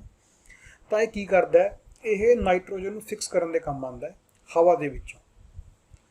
ਇਹ ਜਿਹੜਾ ਪੌਦਾ ਹੈ ਇਹ ਫਲੀਦਾਰ ਪੌਦਿਆਂ ਦੀ ਜਿਹੜੀਆਂ ਜੜ੍ਹਾਂ ਹੁੰਦੀਆਂ ਨੇ ਉਹਦੇ ਵਿੱਚ ਇਹ ਜਿਹੜਾ ਜੀਵਾਣੂ ਹੈ ਰਾਈਜ਼ੋਬੀਅਮ ਨਾਮ ਦਾ ਉਹਦੇ ਵਿੱਚ ਹੁੰਦਾ ਹੈ। Recall the rhizobium lives in the root nodules of the leguminous plants. ਜਿਹੜੇ ਫਲਦਾਰ ਪੌਦੇ ਹੁੰਦੇ ਨੇ ਉਹਦੀਆਂ ਜਿਹੜੀਆਂ ਜੜ੍ਹਾਂ ਹੁੰਦੀਆਂ ਨੇ ਉਹਦੀ ਜਿਹੜੀ ਗੰਢ ਹੁੰਦੀ ਹੈ ਪੌਦੇ ਦੀ, ਉਹਦੇ ਵਿੱਚ ਇਹ ਰਹਿੰਦਾ ਹੈਗਾ, ਉਹਦੇ ਉੱਥੇ ਪਾਇਆ ਜਾਂਦਾ ਹੈ। ਠੀਕ ਹੈ ਜੀ। ਸੱਚ ਐਸ ਬੀਨਸ, ਜਿਵੇਂ ਫਲੀਆਂ ਹੋ ਗਈਆਂ, ਮਟਰ ਹੋ ਗਏ। ਠੀਕ ਹੈ ਜੀ। It has with which it has symbiotic relationship. Chapter 1 ਦੇ ਵਿੱਚ ਪੜ੍ਹਿਆ ਸੀ ਆਪਾਂ ਨੇ ਸਿੰਬੋਟਿਕ ਰਿਲੇਸ਼ਨਸ਼ਿਪ ਕੀ ਹੁੰਦਾ ਹੈਗਾ। ਜਿਹਨੇ ਨਹੀਂ ਪੜ੍ਹਿਆ ਉਹਦਾ ਲਿੰਕ ਡਿਸਕ੍ਰਿਪਸ਼ਨ ਦੇ ਵਿੱਚ ਹੈਗਾ, ਤੁਸੀਂ ਦੇਖ ਸਕਦੇ ਹੋਗੇ ਸਾਰੇ ਚੈਪਟਰ ਦਾ ਲਿੰਕ। ਤਾਂ ਇਹਦੇ ਨਾਲ ਇਹ ਇੱਕ ਤਾਲਮੇਲ ਬਣਾ ਕੇ ਰਹਿੰਦਾ ਹੈਗਾ ਫਲਦਾਰ ਪੌਦਿਆਂ ਨਾਲ, ਜਿਹੜਾ ਰਾਈਜ਼ੋਬੀਅਮ ਨਾਮ ਦਾ ਜੀਵਾਣੂ ਇਹ ਤਾਲਮੇਲ ਬਣਾ ਕੇ ਰਹਿੰਦਾ, ਇਹਨੂੰ ਬੋਲਿਆ ਜਾਂਦਾ ਸਿੰਬੋਟਿਕ ਰਿਲੇਸ਼ਨਸ਼ਿਪ। ਤਾਂ ਜਿਹੜੀ ਨਾਈਟ੍ਰੋਜਨ ਹੁੰਦੀ ਹੈ, sometimes nitrogen gets fixed through the action of lightning, but you know that amount of nitrogen in the atmosphere remain constant। ਤਾਂ ਦੇਖੋ ਜਿਹੜੀ ਨਾਈਟ੍ਰੋਜਨ ਹੈ ਉਹ ਹਵਾ ਦੇ ਵਿੱਚ ਚੇਂਜ ਨਹੀਂ ਹੁੰਦੀ ਹੈਗੀ। ਦੇਖੋ ਹਵਾ, ਜਿਹੜੇ ਫਲਦਾਰ ਪੌਦੇ ਨੇ ਉਹ ਨਾਈਟ੍ਰੋਜਨ ਦਾ ਯੂਜ਼ ਕਰਦੇ ਨੇ, ਪਰ ਉਹ ਤਾਂ ਵੀ ਹਵਾ ਦੇ ਵਿੱਚ ਉਹਦੀ ਮਾਤਰਾ ਘਟਦੀ ਨਹੀਂ ਹੈਗੀ। ਤਾਂ ਇਹ ਘਟਦੀ ਕਿਉਂ ਨਹੀਂ ਹੈਗੀ, ਇਹਦੇ ਪਿੱਛੇ ਕੀ ਕਾਰਨ ਹੈ, ਇਹ ਆਪਾਂ ਸਮਝਦੇ ਹਾਂਗੇ। ਇਹ ਆਪਾਂ ਸਮਝਾਂਗੇ ਨਾਈਟ੍ਰੋਜਨ ਸਾਈਕਲ ਨਾਲ। ਇਹ ਇੱਕ ਨਾਈਟ੍ਰੋਜਨ ਸਾਈਕਲ ਦੀ ਪਿਕਚਰ ਹੈ, ਇਹਨੂੰ ਆਪਾਂ ਸਮਝਾਂਗੇ। ਦੇਖੋ ਸਭ ਤੋਂ ਪਹਿਲਾਂ ਆਪਣੇ ਕੋਲ ਇੱਕ ਐਟਮੋਸਫੇਅਰ ਦੇ ਵਿੱਚ ਕੀ ਹੈ, ਨਾਈਟ੍ਰੋਜਨ ਹੈ। ਠੀਕ ਹੈ ਜੀ। ਤਾਂ ਹੁਣ ਕੀ ਹੋਊਗਾ, ਇਹ ਜਦੋਂ ਬਿਜਲੀ ਲਸ਼ਕਦੀ ਹੈ, ਜਿਵੇਂ ਕਿ ਇਹਨੂੰ ਬੋਲਦੇ ਆਪਾਂ ਲਾਈਟਨਿੰਗ, ਇੱਕ ਤਾਂ ਉਹਦੇ ਨਾਲ, ਇੱਕ ਜਿਹੜਾ ਨਾਈਟ੍ਰੋਜਨ ਫਿਕਸਿੰਗ ਬੈਕਟੀਰੀਆ ਹੁੰਦਾ ਉਹਦੇ ਨਾਲ। ਤਾਂ ਜਿਹੜੀ ਨਾਈਟ੍ਰੋਜਨ ਆ ਫਿਕਸ ਹੋ ਜਾਂਦੀ ਹੈ, ਕਿਹਦੇ ਵਿੱਚ ਫਿਕਸ ਹੋ ਜਾਂਦੀ ਹੈ, ਬੈਕਟੀਰੀਆ ਇੰਟਰਨ, ਜਿਹੜੀ ਤਾਂ ਜੀਵਾਣੂ ਰਾਹੀਂ ਹੁੰਦੀ ਹੈ, ਮਤਲਬ ਕਿ ਬੈਕਟੀਰੀਆ ਰਾਹੀਂ ਹੁੰਦੀ ਹੈ। ਕਿਹਦੇ ਵਿੱਚ ਚੇਂਜ ਹੁੰਦੀ ਹੈ, ਫਿਕਸ ਨਾਈਟ੍ਰੋਜਨ ਇਨਟੂ ਨਾਈਟ੍ਰੋਜੀਨੀਅਸ ਕੰਪਾਊਂਡਸ। ਜਿਹੜੇ ਬੈਕਟੀਰੀਆ ਕੀ ਕਰਦੇ ਨੇ, ਰਾਈਜ਼ੋਬੀਅਮ ਨਾਮ ਦਾ ਬੈਕਟੀਰੀਆ ਨਾਈਟ੍ਰੋਜਨ ਨੂੰ ਨਾਈਟ੍ਰੋਜੀਨੀਅਸ ਕੰਪਾਊਂਡ ਦੇ ਵਿੱਚ ਚੇਂਜ ਕਰ ਦਿੰਦੇ ਨੇ। ਠੀਕ ਹੈ ਜੀ। ਤੇ ਉਦੋਂ ਬਾਅਦ ਜਿਹੜੇ ਕੰਪਾਊਂਡ ਨੇ ਉਹ ਮਿੱਟੀ ਦੇ ਵਿੱਚ ਮਿਕਸ ਹੋ ਜਾਂਦੇ ਨੇ, compounds of nitrogen in the soil. ਐਵੇਂ ਜਿਹੜੀ ਜਦੋਂ ਬਿਜਲੀ ਲਸ਼ਕਦੀ ਹੈ, ਲਾਈਟਨਿੰਗ ਹੁੰਦੀ ਹੈ, ਉਹਦੇ ਨਾਲ ਜਿਹੜੇ ਨਾਈਟ੍ਰੋਜਨ ਹੈ ਉਹ ਮਿੱਟੀ ਦੇ ਵਿੱਚ ਚਲੀ ਜਾਂਦੀ ਹੈ। ਹੁਣ ਇਸ ਤੋਂ ਬਾਅਦ ਕੀ ਹੁੰਦਾ ਹੈਗਾ, ਇਸ ਤੋਂ ਬਾਅਦ ਉਹਨੂੰ ਹੁਣ ਉਹ ਕਿੱਥੇ ਚਲੀ ਗਈ, ਮਿੱਟੀ ਦੇ ਵਿੱਚੋਂ ਪਲਾਂਟ ਦੇ ਵਿੱਚ ਚਲੀ ਗਈ। ਪਲਾਂਟ ਦੇ ਵਿੱਚ ਜਿਹੜੇ ਐਨੀਮਲ ਨੇ ਉਹ ਪਲਾਂਟ ਨੂੰ ਖਾ ਗਏ। ਤਾਂ ਜਿਹੜੇ ਐਨੀਮਲ ਪਲਾਂਟ ਨੂੰ ਖਾ ਗਏ ਉਹ ਵੇਸਟ ਬਾਹਰ ਕੱਢਦੇ ਨੇ, ਆਪਦਾ ਮਲ ਮੂਤਰ। ਠੀਕ ਹੈ ਜੀ। ਉਹ ਫਿਰ ਉਹ ਜਦੋਂ ਮਰ ਗਏ ਜਾਂ ਫਿਰ ਜਦੋਂ ਉਹਨਾਂ ਦਾ ਵੇਸਟ ਹੈ ਉਹਦੇ ਨਾਲ ਦੁਬਾਰੇ ਕਿੱਥੇ ਆ ਗਈ, ਮਿੱਟੀ ਦੇ ਵਿੱਚ ਆ ਗਈ। ਠੀਕ ਹੈ ਜੀ। ਜਦੋਂ ਕੋਈ ਐਨੀਮਲ ਮਰ ਗਿਆ ਉਹਦੇ ਵਿੱਚ ਜਿਹੜੀ ਨਾਈਟ੍ਰੋਜਨ ਸੀ ਉਹ ਦੁਬਾਰੇ ਮਿੱਟੀ ਦੇ ਵਿੱਚ ਮਿਕਸ ਹੋ ਗਈ। ਤਾਂ ਜਿਹੜੀ ਨਾਈਟ੍ਰੋਜਨ ਹੈ, ਜਿਹੜਾ ਬੈਕਟੀਰੀਆ ਕੀ ਕਰਦਾ ਹੈ, turn compounds of nitrogen into gaseous nitrogen. ਫਿਰ ਜਿਹੜਾ ਬੈਕਟੀਰੀਆ ਹੈ ਉਹ ਨਾਈਟ੍ਰੋਜਨ ਨੂੰ ਗੈਸੀਅਸ ਨਾਈਟ੍ਰੋਜਨ ਦੇ ਵਿੱਚ ਚੇਂਜ ਕਰ ਦਿੰਦਾ, ਉਹ ਦੁਬਾਰੇ ਹਵਾ ਦੇ ਵਿੱਚ ਵਗ ਜਾਂਦੀ ਹੈ। ਤਾਂ ਇਸ ਤਰੀਕੇ ਨਾਲ ਜਿਹੜਾ ਇਹ ਨਾਈਟ੍ਰੋਜਨ ਸਾਈਕਲ ਚੱਲਦਾ ਹੈਗਾ। ਜਿਹੜਾ ਨਾਈਟ੍ਰੋਜਨ, ਦੇਖੋ ਦੁਬਾਰਾ ਸਮਝੋ ਇੱਥੋਂ, ਜਦੋਂ ਨਾਈਟ੍ਰੋਜਨ ਮਿੱਟੀ ਦੇ ਵਿੱਚ ਚਲੀ ਗਈ ਤਾਂ ਇਹਨੂੰ ਪਲਾਂਟਸ ਨੇ ਖਾ ਲਈ, ਪਲਾਂਟਸ ਦੇ ਅੰਦਰ ਚਲੀ ਗਈ। ਫਿਰ ਪਲਾਂਟਸ ਤੋਂ ਪੌਦਿਆਂ ਅੰਦਰ ਚਲੀ ਗਈ, ਕਿਉਂਕਿ ਜਿਹੜੇ ਪੌਦੇ ਨੇ ਉਹ ਪਲਾਂਟਸ ਨੂੰ ਖਾਂਦੇ ਨੇ। ਫਿਰ ਪਲਾਂਟਸ ਤੇ ਜਦੋਂ ਜਿਹੜੇ ਐਨੀਮਲ ਨੇ ਉਹ ਮਰ ਜਾਂਦੇ ਨੇ, ਜਾਂ ਫਿਰ ਉਹਨਾਂ ਦਾ ਜਿਹੜਾ ਵੇਸਟ ਹੁੰਦਾ, ਮਲ ਮੂਤਰ ਹੁੰਦਾ, ਉਹਨਾਂ ਦਾ ਮਲ ਤਿਆਗ ਕਰਦੇ ਨੇ, ਉਹਦੇ ਰਾਹੀਂ ਜਿਹੜੀ ਨਾਈਟ੍ਰੋਜਨ ਹੁੰਦੀ ਹੈ ਦੁਬਾਰੇ ਮਿੱਟੀ ਦੇ ਵਿੱਚ ਮਿਕਸ ਹੋ ਜਾਂਦੀ ਹੈ। ਤਾਂ ਜਿਹੜੇ ਉਹ ਬੈਕਟੀਰੀਆ ਉਹ ਨਾਈਟ੍ਰੋਜਨ ਨੂੰ ਗੈਸੀਅਸ ਸਟੇਟ ਦੇ ਵਿੱਚ ਚੇਂਜ ਕਰ ਦਿੰਦਾ ਹੈ, ਤੇ ਇਹਦੇ ਨਾਲ ਹੀ ਉਹ ਦੁਬਾਰੇ ਐਟਮੋਸਫੇਅਰ ਦੇ ਵਿੱਚ ਐਂਟਰ ਹੋ ਜਾਂਦੀ ਹੈ। ਤਾਂ ਇਸ ਕਰਕੇ ਜਿਹੜੀ ਨਾਈਟ੍ਰੋਜਨ ਆ ਉਹ ਘਟਦੀ ਨਹੀਂ ਹੈਗੀ। ਠੀਕ ਹੈ ਜੀ। ਤਾਂ ਆਪਾਂ ਇਹਨੂੰ ਪੜ੍ਹਾਂਗੇ। ਇਹਦੇ ਵਿੱਚੋਂ ਕੀ ਲਿਖਿਆ ਹੈ, ਸਾਡੇ ਵਾਯੂਮੰਡਲ ਵਿੱਚ 78% ਨਾਈਟ੍ਰੋਜਨ ਗੈਸ ਹੁੰਦੀ ਹੈ। ਸਾਰੇ ਜਿਹੜੇ ਸੰਜੀਵ ਨੇ, ਨਾਈਟ੍ਰੋਜਨ ਇੱਕ ਜ਼ਰੂਰੀ ਅੰਸ਼ ਹੈ ਸਾਰੇ ਸੰਜੀਵਾਂ ਵਿੱਚ, ਕਿਉਂਕਿ ਪ੍ਰੋਟੀਨ, ਕਲੋਰੋਫਿਲ, ਨਿਊਕਲਿਕ ਐਸਿਡ ਅਤੇ ਵਿਟਾਮਿਨ ਵਿੱਚ ਇਹ ਪਾਇਆ ਜਾਂਦਾ ਹੈ। Our atmosphere has 78% nitrogen gas. ਆਪਣੇ ਐਟਮੋਸਫੇਅਰ ਦੇ ਵਿੱਚ 78% ਨਾਈਟ੍ਰੋਜਨ ਗੈਸ ਹੈ। ਠੀਕ ਹੈ ਜੀ। ਆਪਾਂ ਉੱਪਰ ਸਾਰਾ ਪੜ੍ਹ ਚੁੱਕੇ। ਅੱਗੇ ਜਿਹੜੀ ਤਾਂ ਐਟਮੋਸਫੇਰਿਕ ਨਾਈਟ੍ਰੋਜਨ ਹੈ can not be taken directly by plants and animal. ਇਹਨੂੰ ਆਪਾਂ ਡਾਇਰੈਕਟ ਯੂਜ਼ ਨਹੀਂ ਕਰ ਸਕਦੇ, ਜਿਹੜੀ ਹਵਾ ਦੇ ਵਿੱਚ ਹੁੰਦੀ ਹੈ। ਪਲਾਂਟਸ ਤੇ ਐਨੀਮਲ ਜਿਹੜੇ ਹੁੰਦੇ ਨੇ ਇਹਨੂੰ ਡਾਇਰੈਕਟ ਯੂਜ਼ ਨਹੀਂ ਕਰ ਸਕਦੇ। ਤਾਂ ਫਿਰ ਇੱਕ ਮਿੱਟੀ ਦੇ ਵਿੱਚ ਇੱਕ ਜੀਵਾਣੂ ਹੁੰਦਾ, ਉਹਦਾ ਨਾਮ ਹੈ ਰਾਈਜ਼ੋਬੀਅਮ, ਅਤੇ ਨੀਲੀ ਹਰੀ ਕਾਈ। ਉਹ ਵਾਯੂਮੰਡਲੀ ਵਿਚਲੀ ਮੁਕਤ ਨਾਈਟ੍ਰੋਜਨ ਨੂੰ ਸਥਿਰ ਕਰਕੇ ਨਾਈਟ੍ਰੋਜਨ ਦੇ ਜਿਹੜੇ ਯੌਗਿਕਾਂ ਦੇ ਵਿੱਚ ਬਦਲ ਦਿੰਦੇ ਨੇ, ਜਿਹਨੂੰ ਬੋਲਦੇ ਆਪਾਂ ਨਾਈਟ੍ਰੋਜੀਨੀਅਸ ਕੰਪਾਊਂਡ ਦੇ ਵਿੱਚ ਚੇਂਜ ਕਰ ਦਿੰਦੇ ਨੇ। ਫਿਰ ਇਸ ਤੋਂ ਬਾਅਦ ਵਿੱਚ ਜਦੋਂ ਨਾਈਟ੍ਰੋਜਨ ਯੌਗਿਕਾਂ ਦੇ ਵਿੱਚ ਚੇਂਜ ਹੋ ਗਈ ਤਾਂ ਇਹ ਪੌਦਿਆਂ ਜਿਹੜੀ ਜੜ ਹੁੰਦੀ ਹੈ ਉਸਦੇ ਰਾਹੀਂ ਸੋਖ ਲੈਂਦੇ ਨੇ ਪੌਦੇ। ਫਿਰ ਉਸ ਤੋਂ ਬਾਅਦ ਕੀ ਹੁੰਦਾ, ਜਿਹੜੇ ਪੌਦੇ ਹੁੰਦੇ ਨੇ ਇਹਦੀ ਵਰਤੋਂ ਕਰਦੇ ਨੇ ਤੇ ਪ੍ਰੋਟੀਨ ਅਤੇ ਹੋਰ ਯੌਗਿਕਾਂ ਦੇ ਸੰਸਲੇਸ਼ਣ ਵਿੱਚ ਇਹਨੂੰ ਬਦਲ ਦਿੰਦੇ ਨੇ। ਹੁਣ ਜਿਹੜੇ ਨਾਈਟ੍ਰੋਜਨ ਦੇ ਵਿੱਚੋਂ ਨਾਈਟ੍ਰੋਜਨ ਕਿਹਦੇ ਵਿੱਚ ਚੇਂਜ ਹੋ ਜਾਂਦੀ ਹੈ, ਪ੍ਰੋਟੀਨ ਦੇ ਵਿੱਚ ਅਤੇ ਹੋਰ ਜਿਹੜੇ ਯੌਗਿਕ ਨੇ। ਠੀਕ ਹੈ ਜੀ। ਤਾਂ ਫਿਰ ਉਸ ਤੋਂ ਬਾਅਦ ਵਿੱਚ ਜਿਹੜੀ ਨਾਈਟ੍ਰੋਜਨ ਹੈ ਉਹਨੂੰ ਯੂਜ਼ ਕੌਣ ਕਰ ਲੈਂਦਾ ਹੈਗਾ, ਐਨੀਮਲ ਯੂਜ਼ ਕਰਦੇ ਨੇ। ਜਦੋਂ ਐਨੀਮਲ ਪੌਦਿਆਂ ਨੂੰ ਖਾਂਦੇ ਨੇ ਤਾਂ ਉਹਨਾਂ ਦੇ ਅੰਦਰ ਜਿਹੜੀ ਨਾਈਟ੍ਰੋਜਨ ਆ ਚਲੀ ਜਾਂਦੀ ਹੈ। Animal feeding on plants get these protein and other nitrogen compounds. ਠੀਕ ਹੈ ਜੀ। ਉਸ ਤੋਂ ਬਾਅਦ ਜਦੋਂ ਪੌਦਿਆਂ ਦੇ ਜੰਤੂ ਮਰ ਜਾਂਦੇ ਨੇ ਤਾਂ ਮਿੱਟੀ ਵਿਚਲੇ ਜਿਹੜੇ ਬੈਕਟੀਰੀਆ ਹੁੰਦੇ ਨੇ, ਉੱਲੀਆਂ ਨਾਈਟ੍ਰੋਜਨ ਹੁੰਦੀਆਂ ਨੇ, ਯੁਕਤ ਫਾਲਤੂ ਪਦਾਰਥਾਂ ਦਾ ਅਪਘਟਨ ਕਰਕੇ ਨਾਈਟ੍ਰੋਜਨੀ ਯੌਗਿਕਾਂ ਦੇ ਵਿੱਚ ਬਦਲ ਦਿੰਦੀਆਂ ਹਨ, ਜਿਸ ਨੂੰ ਦੁਬਾਰਾ ਪੌਦੇ ਸੋਖ ਲੈਂਦੇ ਹਨ। ਜਦੋਂ ਪੌਦੇ ਦੇ ਪਲਾਂਟ ਮਰਦੇ ਨੇ ਤਾਂ ਇਹ ਜਿਹੜੇ ਜੀਵਾਣੂ ਹੁੰਦੇ ਨੇ, ਕੁਝ ਹੋਰ ਜੀਵਾਣੂ ਹੁੰਦੇ ਨੇਗੇ, ਉਹ ਨਾਈਟ੍ਰੋਜਨ ਦੇ ਜਿਹੜੇ ਯੌਗਿਕਾਂ ਨੂੰ ਮੁਕਤ ਨਾਈਟ੍ਰੋਜਨ ਵਿੱਚ ਬਦਲ ਦਿੰਦੇ ਹਨ। ਮਤਲਬ ਕਿ ਜਦੋਂ ਪੌਦੇ ਦੇ ਵਿੱਚ ਦੁਬਾਰੇ ਚਲੀ ਗਈ ਉਹ, ਜਦੋਂ ਪੌਦੇ ਦੇ ਜੀਵ ਜੰਤੂ ਮਰਦੇ ਨੇ ਤਾਂ ਕੁਝ ਹੋਰ ਜੀਵਾਣੂ ਹੁੰਦੇ ਨੇ ਜਿਹੜੇ ਕਿ ਉਹਨਾਂ ਨੂੰ ਡੀਕੰਪੋਜ਼ ਕਰਨ ਤੋਂ ਬਾਅਦ ਨਾਈਟ੍ਰੋਜਨ ਨੂੰ ਫ੍ਰੀ ਕਰ ਦਿੰਦੇ ਨੇ, ਜਿਹੜੀ ਕਿ ਹਵਾ ਦੇ ਵਿੱਚ ਵਾਪਸ ਚਲੀ ਜਾਂਦੀ ਹੈ। ਠੀਕ ਹੈ ਜੀ। ਇਸ ਤਰੀਕੇ ਨਾਲ ਜਿਹੜਾ ਨਾਈਟ੍ਰੋਜਨ ਸਾਈਕਲ ਹੈ ਉਹ ਘੁੰਮਦਾ ਰਹਿੰਦਾ ਹੈ। ਤੇ ਜਿਹੜੀ ਨਾਈਟ੍ਰੋਜਨ ਦੀ ਮਾਤਰਾ ਹੁੰਦੀ ਹੈ ਉਹ ਹਵਾ ਦੇ ਵਿੱਚ ਸਥਿਰ ਰਹਿੰਦੀ ਹੈ, ਮਤਲਬ ਕਿ ਚੇਂਜ ਨਹੀਂ ਹੁੰਦੀ, ਮਤਲਬ ਥੋੜੀ ਬਹੁਤ ਵੱਧਦੀ ਜਾਂ ਘਟਦੀ ਹੈ। ਠੀਕ ਹੈ ਜੀ। ਤੇ ਇਸ ਤਰੀਕੇ ਨਾਲ ਆਪਣਾ ਜਿਹੜਾ ਲੈਸਨ ਹੈ ਕੰਪਲੀਟ ਹੋ ਗਿਆ। 1 ਘੰਟੇ ਦਾ ਲੈਕਚਰ ਹੈ ਜਿਹਦੇ ਨਾਲ ਤੁਸੀਂ ਪੂਰੀ ਰਿਵੀਜ਼ਨ ਕਰ ਸਕਦੇ ਹੋ ਉਹਨੂੰ 2-3 ਵਾਰ ਦੇਖ ਕੇ। ਠੀਕ ਹੈ ਜੀ। ਤਾਂ ਤੁਹਾਡਾ ਸਾਰਿਆਂ ਦਾ ਇਹ ਵੀਡੀਓ ਦੇਖਣ ਵਾਸਤੇ ਧੰਨਵਾਦ। Thank you.